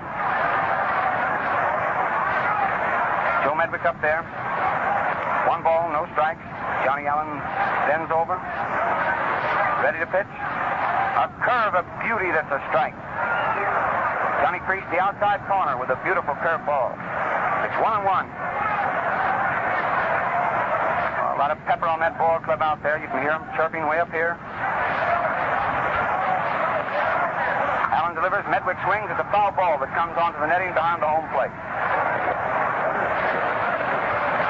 2 strikes. It's 1 ball, 2 strikes.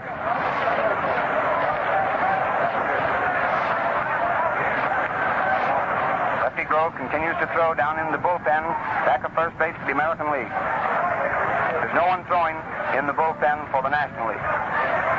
Johnny Allen turns his back over at first. However, he looks over his left shoulder, watches Goodman, brings his hands to rest in his chest, pitches, and Medwick swings. It's a fly ball going into right field. Joe DiMaggio is under it, pats his glove once, twice, he has it. And that's all for Medwick. There's one away, and Mel Ott, who hit a long triple into the right center field corner of the bleachers, comes up for his 3rd time in the All-Star game. Mel has 1 for 2. He scored 1 of the 2 runs that have been made in the game. Both runs being made for the National League. It's 2-0. With Goodman on first base, 1 out in the last of the 6th inning. Johnny Allen of Cleveland. Ready to deliver the ball, lets go of it, and Mel takes it inside for ball 1. Very easy to see why this fella has won 12 and lost none. He gives them very little up there that's good to hit. Works 1 low, 1 high, 1 inside, 1 out. Always looking for something. Comes in, pitches, and there goes Goodman to second base. Ott swings, and the strike, and a throw goes on into center field, and Goodman moves over to third.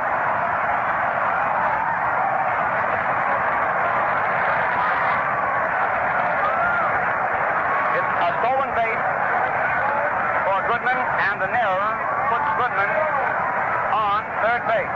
So if you're keeping score, here was the play. The ball was delivered by Johnny Allen. Mel Ott swung and missed. It was 1 strike. The throw by Bill Dickey was far over Joe Cronin's head, who was covering second base, and Goodman, going into second with his slide, immediately came up and moved over to third base. There's 1 away, Goodman at third, and the count on Mel Ott with 1 out is 1 ball and 1 strike.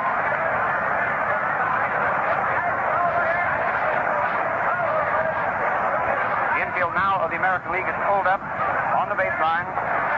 Johnny Allen not taking his wind-up, even though there's a runner on third. Pitches, and it's low for ball 2. The ball went down into the dirt, and Bill Dickey came up with it. Lou Gehrig comes over, probably asking Johnny why he didn't take his wind-up. You can be certain Johnny is out there pitching, and he'll do it the way he wants. He probably figures he can pitch better that way to Mel Ott. He's still doing it, even though there's a runner on third. Pitches, and it's outside for ball 3. There was a delay on the count. The scoreboard didn't register. The umpire didn't move his arm. 3 balls, 1 strike. 1 out. Goodman takes his lead off third. He's in foul territory, so if he's hit with the ball, he won't be out.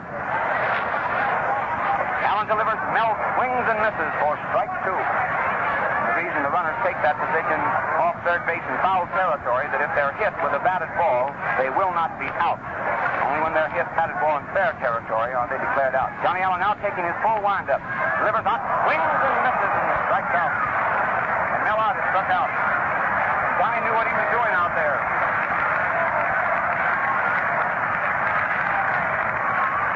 That's the third strikeout for an American League pitcher. It's the second for Johnny Allen. The batter is Ernie Lombardi, with his teammate Arnold Goodman perched on third and 2 away. Yes, sir, these American Leaguers have heard about this fellow. Jimmy Fox is almost on the grass, which goes out towards left field. So is Joe Cronin.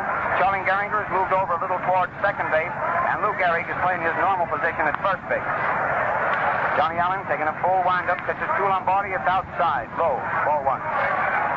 Ordinarily, the second baseman in the National League moves over just a little farther towards second base than Gehringer is playing Lombardi at the present time. Billy Herman plays in the short center field when he's here. The pitch, Lombardi swings and misses. Strike 1. Ball bounded out of Bill Dickey's glove. The big fella hopped right onto it. Johnny Allen comes right onto the pitcher's mound. Puts his right foot on the rubbers. Left is also touching. Lets his arm go back once. Delivery, Lombardi swings at the foul ball, sliding off the bat into the upper deck of the stands back of first base. Over there, all the photographers are stationed, and there's not a wild scramble. They're protecting those cameras. 1 ball, 2 strikes. 2 away. Goodman's on third. Big Ernie Lombardi. He has that interlocking grip, the same that a golfer uses when playing that favorite game they call golf. Lombardi swings on a pitch from Johnny Allen, again fouls it back into the stand. They tell us Lombardi is the only ball player in the major leagues who uses an interlocking.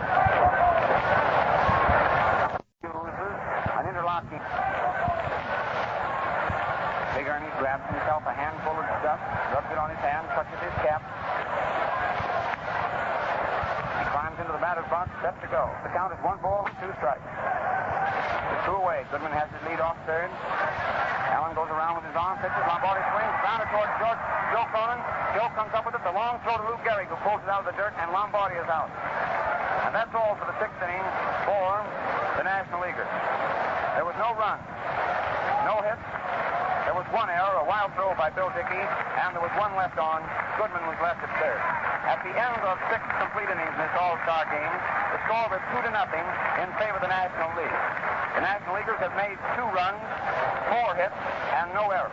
For the American League, they have not scored as yet and made 2 hits and 2 errors. And now for the 7th, 8th, and 9th inning, the man you hear up Chicago way over WGN, I'm sure you like, Bob Elton. Thank you very much, Dick Bray. We're going into the 7th inning now of the 6th annual All-Star game here at Cincinnati, with the surprising National Leaguers still maintaining their advantage of 2 runs over the American League. And the American League bats that were expected to boom here in Crosley Field in Cincinnati have been surprisingly quiet behind the masterful pitching of Vander Meer and of Bill Lee. The third pitcher for the National League is Mace Brown, a right-hander who's made an amazing record in the role of a relief pitcher this year. He won his 11th game last week for the Pirates. He's a right-hander who stands about 6 feet 1. He's been around the National League for a long time, and he's pitching as the American League hitters come to bat in the first half of the 7th. With McCormick still at first, Herman at second, DeRocher at short, and Hackett third. Medwick in left field, Nell out in center field, and Ivy Goodman in right field. Lombardi is still back at the plate, and Mace Brown, a right-hander, is on the mound. The first man to bat is Jimmy Fox. Fox has been up at the plate twice. He struck out the first time, and the second time he hit into a forced play. Now the American League is 2 runs behind as we start the first half of the 7th. A slow ball to Fox forces him right out of the batter's box, and it's ball 1. Baker coaching at first, and Artie Fletcher at third. The ball game is in the first half of the 7th. Mace Brown, a right-hander, on the mound. He's getting his sign again. The next pitch is in the dirt, a ball low and outside, and the count is 2-0. A beautiful day in Cincinnati today for the All-Star game. Crosley Field here is jammed to capacity. There's customers standing all around in the aisles and every place available. The next pitch to Fox is a right through the middle pitch, a straight pitch right around his knees for a called strike. To get it in there, and the count now is ball 2 and strike 1 on Fox. Big number 3 in the back of his gray uniform. Hack talks it up over there at third base for the National Leaguers. The next pitch, he hits the ground ball. It goes off of DeRocher's glove for a hit. A ground ball to the shortstop DeRocher's left. He moved to his left fast, tried to flag the ball, could just get it on the end of his glove, and it's a hit for Fox. That was a sharp single to the left of the shortstop, DeRocher, who made a great try for the ball but couldn't get it. That brings up Joe DiMaggio. A slow curveball he swings at and fouls off there to the right, and it's one strike on DiMaggio. There's a man on first here for the American League. That is hit number 3 for the American Leaguers. Had a hit in the 3rd inning by Cronin, 9th inning by Dickey, and now a hit to start the 7th inning off of Mace Brown by Fox. DiMaggio is up. There's a curveball, a little bit too low and away from a right-handed hitter. He started to swing, but he stopped, and it's called a ball. Umpire Geisel of the American League is now behind the plate. Bill Clem has shifted down to 3rd base. Hazel of the American League is at 2nd base, and Belafont of the National League is at 1st base. DiMaggio is up. There's a high pitch for a ball, and the count is ball 1, ball 2, and strike 1. It's a 2-1 count on Joe DiMaggio, who's been up twice. The first time up, he bounced out to the pitcher, and the second time, he was a strikeout victim. He's batting now with Foxy on first. A slow curve, and he hits the ground ball to deep short. DeRocher gets it over to 2nd base, and force out. DeRocher to Herman. Nice play. Ground ball to deep short was picked up by DeRocher. DeRocher fired the ball to 2nd base to Billy Herman, and forced Fox going into 2nd base by a step to retire him for the first out. So there's a man on first base, and the next man to come up is the catcher, Bill Dickey. Nice play by Lippy DeRocher, who went far to his right and deep there in the shortstop position to get the force play at 2nd. Here's Bill Dickey up, a left-handed hitter. The first pitch is a fastball, a little bit too close, a ball. The first half of the 7th inning. Mace Brown of Pittsburgh is pitching for the National Leaguers. He is the 3rd pitcher. Vander Meer, Lee, and Mace Brown. Runner on first base, DiMaggio. There's the next pitch, and there's a pop-up in the infield. The 3rd baseman Hack is under it and should get it easily. Waiting for it. He has it for the 2nd out. A pop-up in the infield was caught by Stanley Hack, just about 5 feet to the shortstop side of 3rd base and right in the baseline. Well, that's 2 gone now, and the next man to come up is the shortstop, Joe Cronin.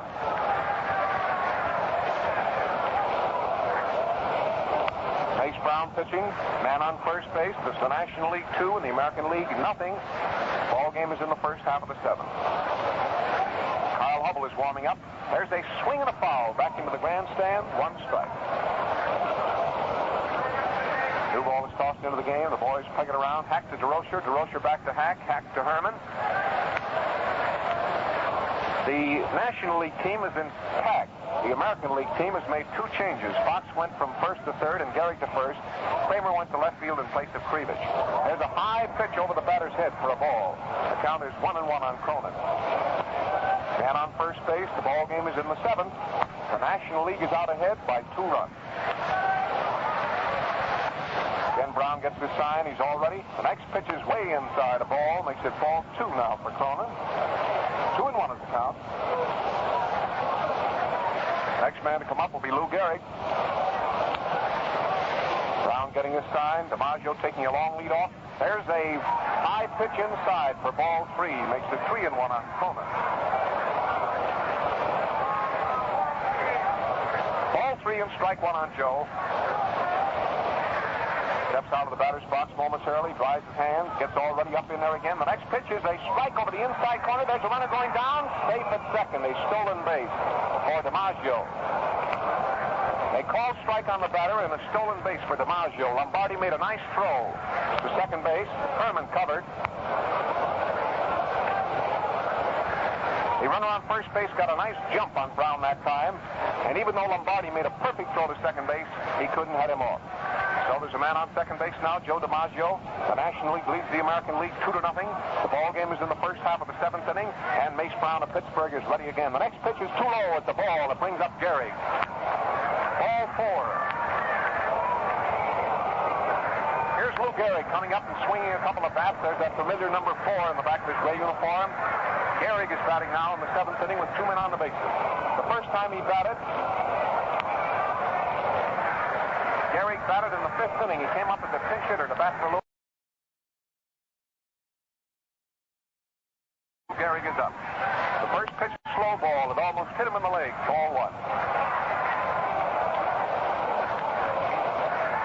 Man on first, a man on 2nd. Ball game is in the 7th.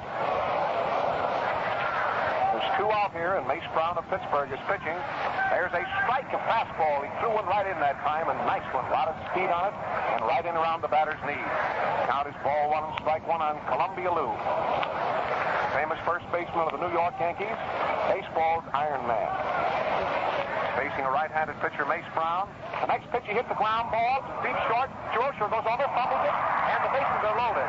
It may be called a hit. DeRocher has to go far to his right. It's called a hit for Gehrig, filling the bases. And we're going to get a hitter now in the pitcher's place. Let's see who it is. He was trying to hit the left field, and the DeRocher had to go far to his right to get it. Rudy York of the Tigers is coming up as a pinch hitter.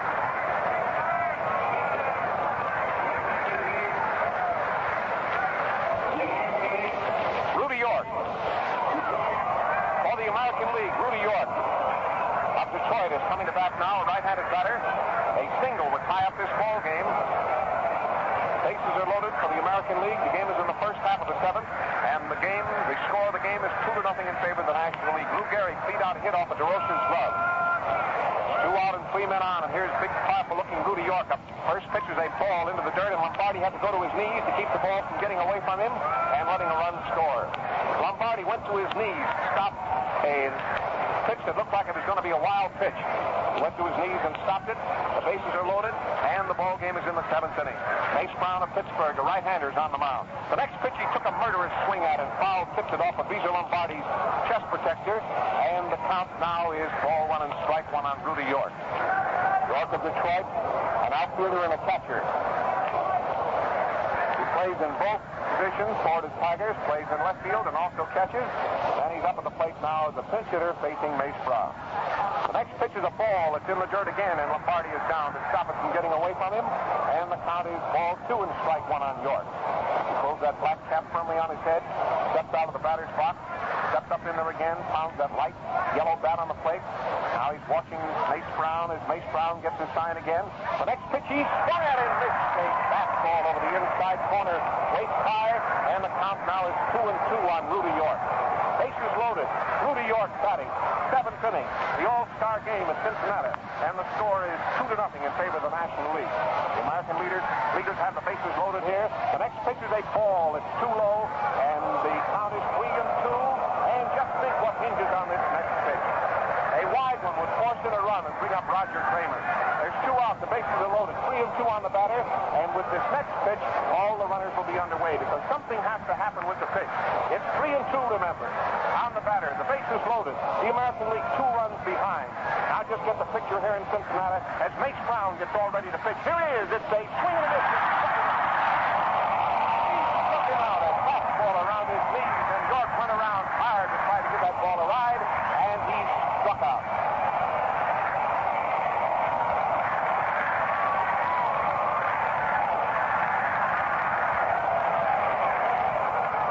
First half of the seventh inning. No runs and 2 hits for the American League. There was a hit by Fox, a hit by Gehrig, and a walk to Cronin. Rudy York struck out with the bases loaded. Grove is going into pitch. Boy, there was a spot. 3 men on the bases, and Mace Brown, the famous relief pitcher of the Pittsburgh Pirates, stepped into his spot there and really came out with flying colors. Struck out one of the American League's great hitters. Here's the announcement on the new pitcher. For the American League, Grove. Lefty Grove is now pitching. Lefty Grove is now pitching. Famous southpaw, the Boston Red Sox. His record this year, he has 11 victories and 3 defeats. Out there now, southpawing a few in to Bill Dickey as the ball game goes into the last half of the seventh inning. And the score is the National League 2, the American League nothing. The National League scored a run in the first and a run in the fourth.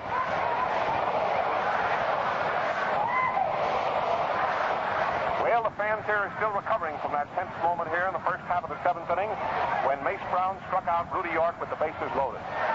Now the first man to bat for the National League is the first baseman, Frank McCormick. He facing Robert Moses Grove, and his slow ball is the first pitch. He fouls it off the handle of his bat. It rolls on the ground off to the right, and it's one strike. Nobody on and nobody out. The game is in the last half of the seventh inning. The National League leads 2-0. Grove takes his time out there, getting all set. There's the start of the windup. Here's the next pitch to McCormick. It's a fly ball down the left field line. It's going foul. Way down into the seats. Far down in the right field corner. And it's 2 strikes now on the National League first baseman McCormick.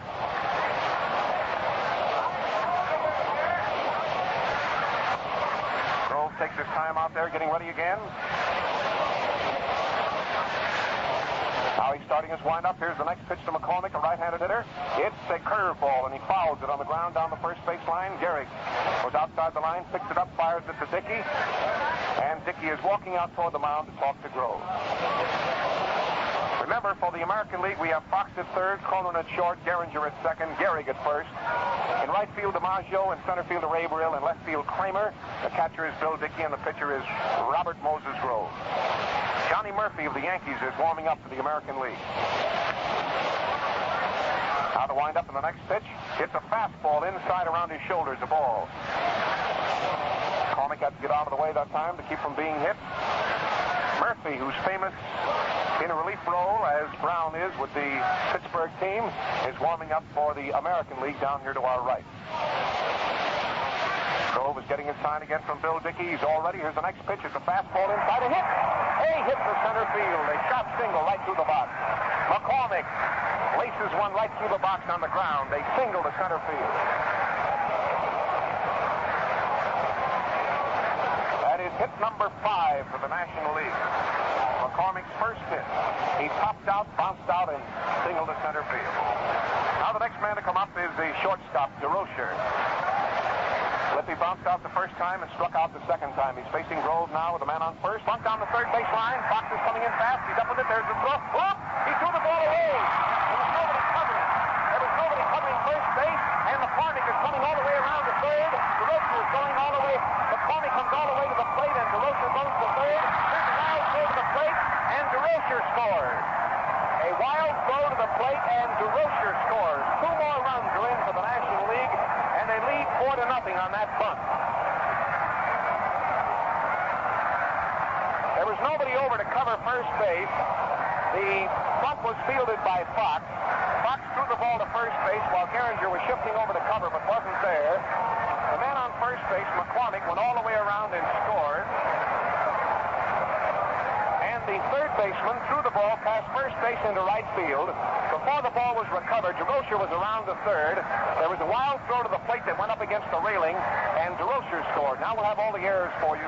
In just a second, we have to wait to get it from the official score. We don't do any guessing on these broadcasts. Here's a right-hand hitter up, makes Brown, and it's a curveball around his knees for a strike. The score is 4-0 now in favor of the National League. There'll be 2 errors on the play, that much is sure. Now to wind up in the next pitch. It's a slow curve, a little bit too close, the ball. National League leads in the last half of the 7th inning, 4-0. That was a wild play there. American Leaguers talking up out there in the infield. Mace Brown, the pitcher, is up. There's a swing and a miss right around his knees. He swung hard and missed it. Everybody in the press box is waiting for word here from the official score. A sacrifice hit for the batter DeRocher, an error for Fox, and an error for DiMaggio. As we told you, there were 2 errors on the play. Strike 3 struck him out. A curveball right around his knee. Struck out. Mace Brown struck out. Fox gets an error for the throw to first. The ball hit against the railing and bounced into right field. DiMaggio made a bad throw to the plate, and he gets an error. So there's the play for you. A sacrifice for DeRocher. 2 errors, and 2 runs are in. The score is 4-0 in favor of the National League. Here's Hackup, the leadoff man. He has 1 hit. The first pitch is a strike. It caught the outside corner, waist high, a shot-breaking curve. Game is in the last half of the 7th inning. The National League has increased its lead in this ball game now to 4-0. Now the wind up. A slow corner again. 2-1. Fox now over against the hands, and now he's again. The first time shot the third time.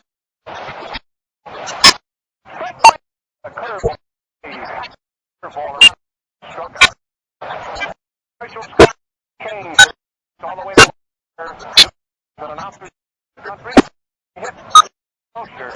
Rocher. On the back. Around. On the back. Herman. A little bit. Play again. With two runs in. Now, forward. Here's the with long right-handed ball two.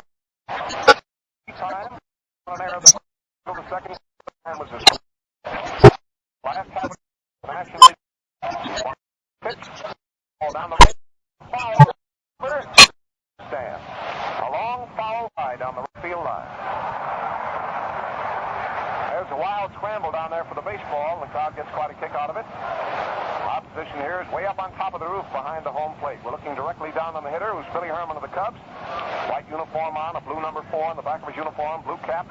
And there's Grove going through the motions of his windup. And here comes the next pitch. It's a slow curve right over the inside corner. A called strike on the batter. And the count is 2-2. Herman steps out of the batter's box now. Plays Herman fairly deep. Playing him in dead center field, Averill. Left fielder and right fielder playing him in their natural positions. They don't shift for him. There's a curveball. Strike 3. Struck him out. A beautiful pitch by Grove. A curve over the inside corner. And he struck him out. 3 strikeouts for Grove in the last half of the 7th. And he gets a hand from the crowd. Now in the inning, McCormick, you remember, singled to center field. Rocher laid down a bunt. It was a slow-rolling ball. The second baseman, Gehringer, was slow in shifting over to cover first base. Fox threw the ball over first base down the right field line. The batter got a hit, but Fox got an error for a bad throw. It claimed that Gehringer was close enough to the bag, so he should have thrown it to him. Anyway, McCormick went all the way around and scored. DeRocher got as far as third, and when DiMaggio made a wild throw over the catcher's head up against the railing, he also came in, and the score is 4-0. Now a brief pause for station identification. We're at the end of 7 innings of play in the 6th annual All-Star Game at Crosley Field here in Cincinnati. This is the Mutual Broadcasting System. This is WGN, the voice of the people, Chicago.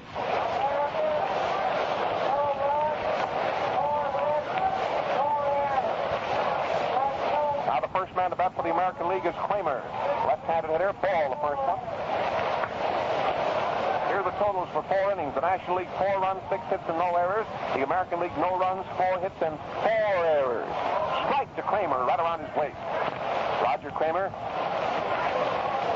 outfielder of the Boston Red Sox, is playing in left field for the American League All-Stars. He's up at the plate with nobody on and nobody out, and Mace Brown, a right-hander, on the mound.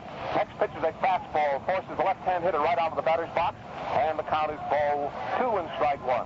Nobody on and nobody out, and the National League has increased their lead now to 4 runs. Brown is getting his sign again from Big Beezer Lombardi. He's all set. Here's the pitch. It's a ground ball to Hack. He's up with a nice play. There's the throw across the infield. He's out, and the fast play back to McCormick. Hack came up that time with a bad bounding ball. It went hit at him very sharply. He came up with the ball cleanly, fired the ball across the infield to get a fast man, Roger Kramer, by a step.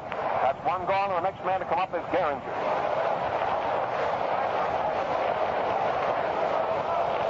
Gehringer bounced out the first time, walked the second time, and bounced out the third time. Here's the pitch. It's a strike over the outside corner, just below the shoulder to a left-hand hitter.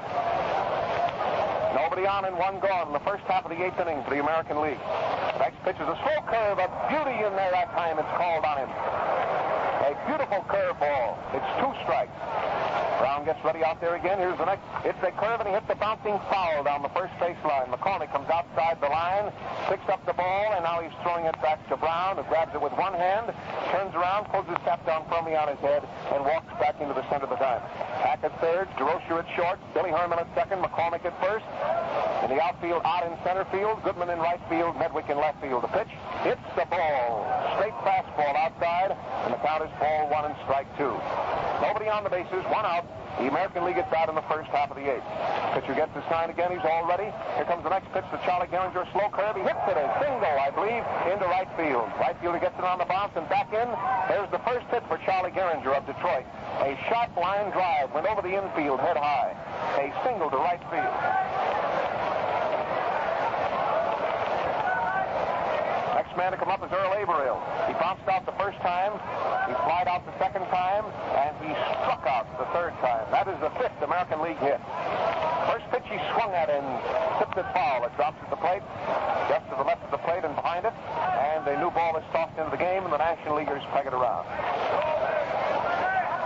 The National League is warming up two pitchers, Turner of Boston, a right-hander, Hubble of New York, a left-hander. A slow curve, he hits a high foul that's going into the stands here to our left.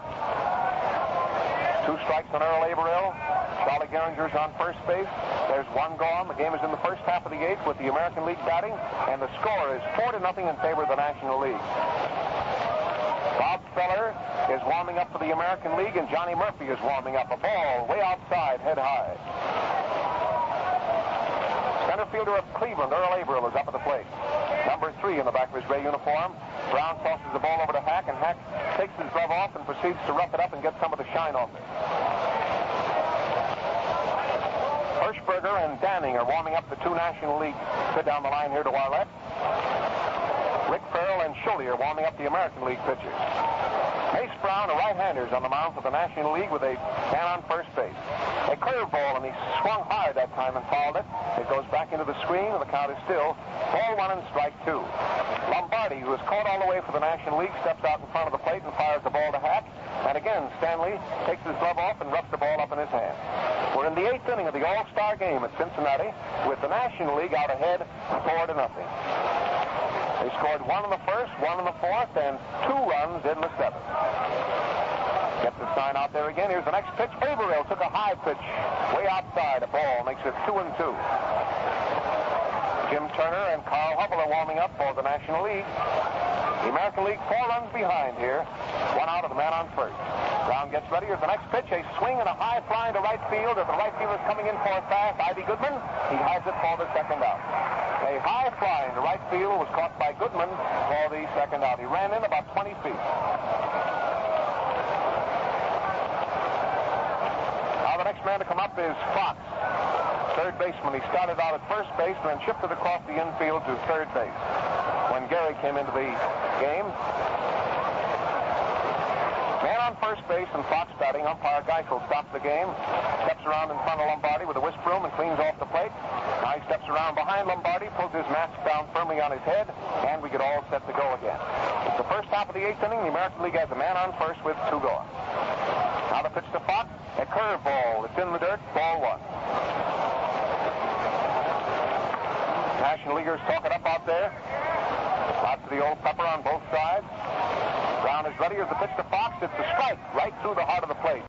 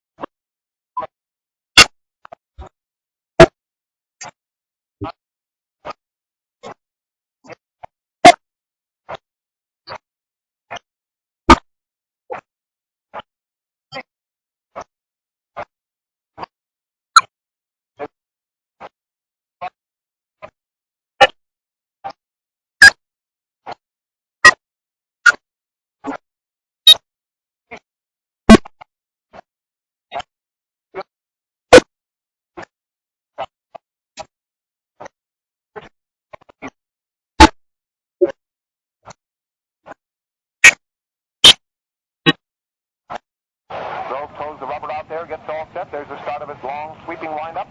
Here's the next pitch. Goodman looks at one that's a little bit outside. A sidearm pitch, waist high, a little bit outside for a ball. The count is 1-1. Nobody on the bases, nobody out. Game is in the last half of the 8th. Grove is getting his sign again. He's all ready. Here's the next pitch. It's a curve right through the middle. Gee, that was a nice pitch that time. He stuck that one right in there, and Goodman just looked at it, and the count is ball 1 and strike 2. Lefty Grove's got lots of stuff out there today. He got that curve ball of his fairly dancing in there. There's the windup, and here comes the next pitch to Goodman. It's a swing and a foul back into the net. Goodman swung at a high fastball that time and hit it back into the screen, and the count is 1-2. Harry Geisel of the American League is now the umpire back at the plate. They're using the American League ball. They've used it since the end of the first half of the fifth. Grohl, the left-hander on the mound, is getting a sign again from Bill Dickey. There's the start of the windup. Here's the next pitch. A long fly ball back into right field. The right fielder DiMaggio is there, and he has it for the out. A long fly ball. DiMaggio had to go up the incline about 10 feet for Goodman's fly ball, but it was hit right at him, and he had no trouble with it for the first out. Now the next man to come up is Joe Medwick of the Cardinals. Joe Medwick flied out the first time, popped out the second time, and sent a fly ball into right field the third time. He hasn't made a hit today. Here's the first pitch to him. It's a curve ball, a little bit low and outside, away from a right-handed hitter. Ball. Medwick of the Cardinals. There's that familiar number 7 in the back of his white uniform. One out and nobody on here for the National League. The ball game is in the last half of the 8th. Grove is ready. Here's the next pitch. A curve, and he hits it over the short. A hit over the shortstop's head. Into left field. The left fielder takes the ball on the bounce and fires it back in. It was a nice, clean hit. A line drive right over the shortstop, Cronin's head. That is hit number 7.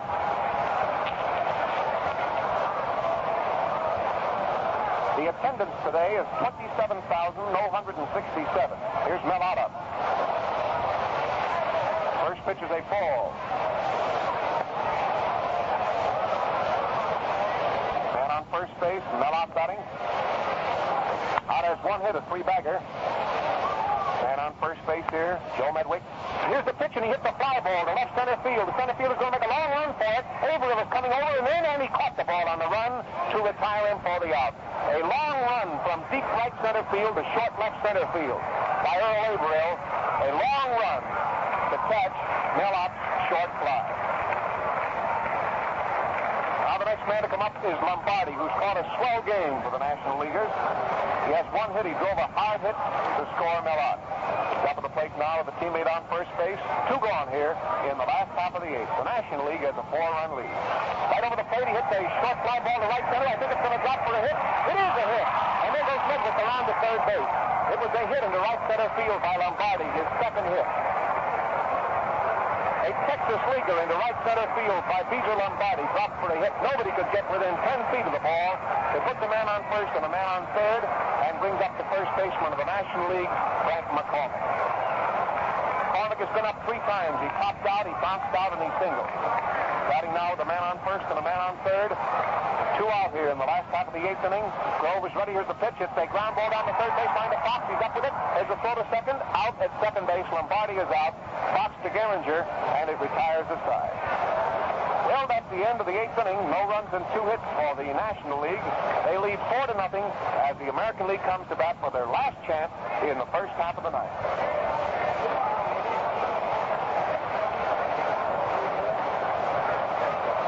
Well, so far it's been all National League today. The boys jumped off to a lead in the first inning on a single, an error, and a long fly ball. They scored another run in the 4th inning on a triple and a single. They scored 2 more runs in the 7th inning on a hit, an infield hit, and 2 errors, and they lead 4-0 as the game goes into the first half of the night. Well, so far it's been all National League today. The boys jumped off to a lead in the first inning on a single, an error, and a long fly ball. They scored another run in the 4th inning on a triple and a single. They scored 2 more runs in the 7th inning on a hit, infield hit, and 2 errors, and they lead 4-0 as the game goes into the first half of the night. The National League wins this ball game today in Cincinnati. It'll be the 2nd game that they've won in the All-Star Series. This is the 6th annual All-Star game. By the way, the selection for 1939 was made here yesterday in Cincinnati, and the All-Star game will be played next year in Yankee Stadium. Well, the first half of the 9th inning, of course, the old saying comes to mind, the ball game is never over until the last man is out. That's still the way these National Leaguers have been playing here today, and the way Mace Brown has been pitching, got out of an awfully tough spot in 1 inning here. It looks like the American League chances in this ball game are remote, to say the least. But you never can tell. Well, here's Joe DiMaggio up, a right-handed batter. DiMaggio's been up 3 times without a hit. He bounced out, struck out, and hit into a force out. The first pitch to DiMaggio is a strike. Number 5 in the back of his gray uniform. Facing Mace Brown again. Here's the next pitch. It's a foul going into the grandstand to the right behind first base, and it's 2 strikes on Joe DiMaggio. National League is still warming up 2 pitchers, Jim Turner and Kyle Hubble, just in case.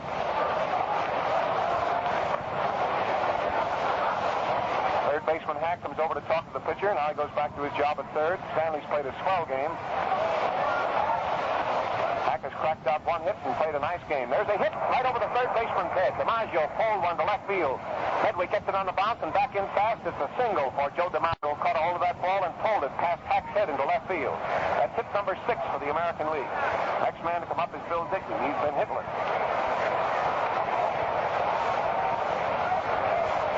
A sharp single over third base by Joe DiMaggio. First pitch to Bill Dickey was right through the middle for a called strike. Man on first base and nobody out. Brown is getting a sign. Here's the next pitch. It's a swing and a high pop foul in the stands behind third. Drops down into the grandstand section behind third base. Lombardi gets a new ball and throws it down to Stanley Hack. He takes off his glove and roughs it up in his hands. Throws it to DeRocher. DeRocher proceeds to rough it up a bit. Remember, the outfield is Medwick in left field, out in center field, and Goodman in right. The infield is Hack, DeRocher, Herman, and McCormick. Mace Brown, right-handers on the mound, and Dickey is batting. There's a fly ball way back in the left center field. The left fielder Medwick is going back very fast. He reached up and didn't throw. Let's see if he held it or not. He held it in left center field. Medwick ran up the embankment, rolled over, and you couldn't tell whether he held it. He held it for a beautiful play, a wonderful catch in left center field. Medwick ran up the embankment in left center field, shoved his glove up into the air, had the ball in his hands, rolled over, and you couldn't see until he straightened up and jumped up that he had the ball still clutched in his glove.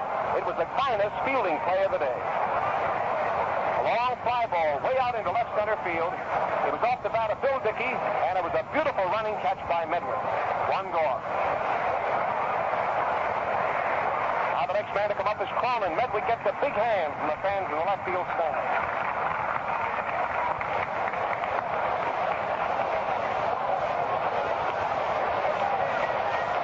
Here's a right-handed batter Cronin up, and he swings hard and misses.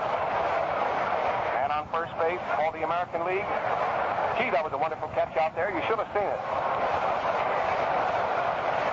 He leaped into the air and then rolled over and turned a somersault about 3 times. The umpires didn't call the play until he straightened out with the ball clutched in his glove. Here's the pitch to Cronin. A swing and a miss. Fastball right in around his knees.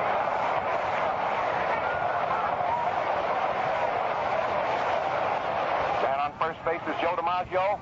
Mace Brown is pitching to Cronin. Cronin's had 1 hit in the ball game. Gets out of the batter's box, and now he's up in there again. Brown gets his sign. He's all ready. Here's the pitch. It's a swing and a foul. It rolls on the ground off there to the left. Now the new ball is again tossed down to Stanley Hack. Gee, that was some catch out there. That ball had gotten away from him. It would have gone to the corner in left center field and probably gone for a triple. Brown is getting his sign again. Here's the next pitch.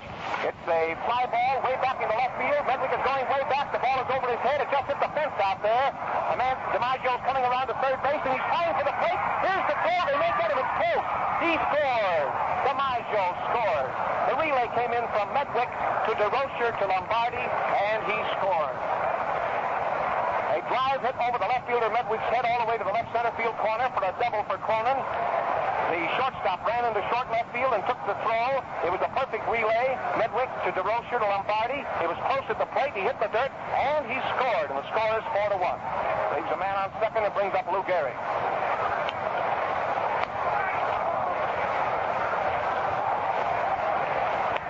Now there's a man on second base, and here's Gehrig up, a left-handed batter. The first pitch is a fastball, low and outside, a ball. Joe Cronin Cronin on second base. The National League leads with 1 out in the 9th inning, 4-1. Mace Brown is pitching to Gehrig. There's an inside pitch over the inside corner at the knee. Gehrig jumped, but the umpire called it a strike anyway. It was evidently right over the corner, and the count is 1-1. Gehrig doesn't say a word to the umpire. He steps out of the batter's box and dries his hands. He gets right back up in there again. The man on second base and 1 gone. The pitch. Gehrig took a low pitch for a ball. Makes it ball 2 and strike 1. Lou Gehrig is batting. Gehrig has had 1 hit. He beat out an infield hit the last time up off of DeRocher's glove. That's the second hit for Cronin. He and Lombardi have each made 2 hits. Mace Brown gets his sign again. The next pitch he hits a long fly ball. Left field, the right fielder goes back. He caught it. A leaping catch from Gehrig's long drive. Back to the fence. Here's a throw to third, and he's safe at third. Gehrig slammed a long fly ball way back into right field, and Goodman ran up the embankment, leaped up and caught it for the second out. The ball was hit very hard. Now there's a man on third base with 2 out. 1 more and this ball game will be over. Here's a pinch hitter coming up. Johnson of Philadelphia. Johnson of Philadelphia is going to bat for the pitcher. Lou Gehrig hit that ball very hard in right field, but he hit it straight at the outfielder. It was high, and he had to back up and made a leaping catch of the ball. A nice play by Ivy Goodman. Here's the announcement. Johnson batting for Grove. There's 2 out here with a man on third, and the score is 4-1. Bob Johnson up. Big, powerful-looking fellow, a right-handed batter. He's facing Mace Brown. Ball game in the 9th inning and 2 out.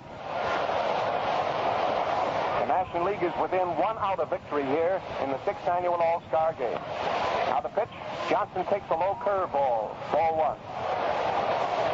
Next man to come up will be the leadoff man, Roger Kramer. Cronin on third base and a run in. Here's the next pitch, a fastball. Caught the corner that time, a nice pitch.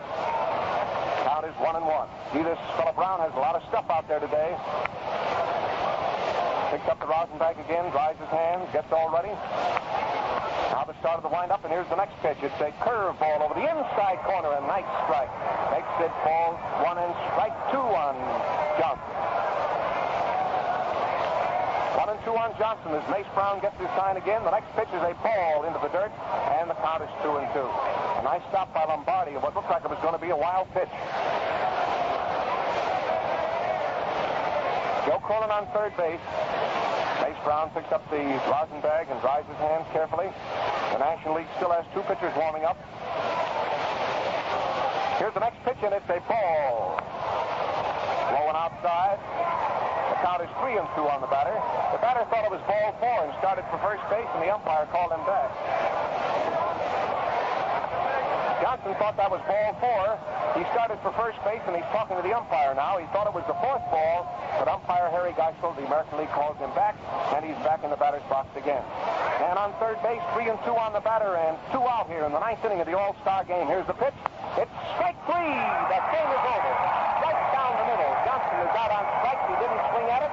The ball game is over, and the National League defeated the American League today by a score of 4-1. Well, that was quite a ball game today. A lot of thrills in this ball game as the National League finally came into its own here today in the National League town of Cincinnati to defeat the American League by a score of 4-1. Well, it was quite a ball game. Now the crowd is surging out onto the field. The autograph hunters today, of course, have had a field day, being all over the place before the game today and getting the autographs of all these famous stars from all the other cities. Of course, down here in Cincinnati, they don't have many chances to see the American League teams, as there's no American League team in this city. Cincinnati represents the National League. And so the fans have been eyeing after all the American League players here today because this is probably the last chance they'll get a chance to see them down here for a long, long time.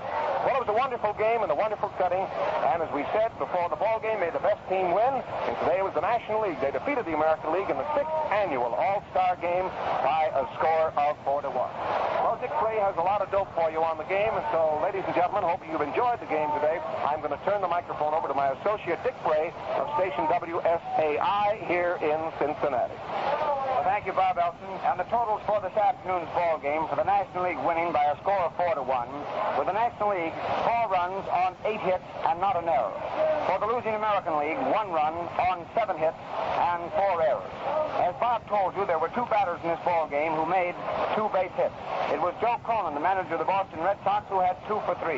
And Ernie Lombardi, the catcher for the Cincinnati Reds and the catcher for the entire game for the National League, had 2 for 4.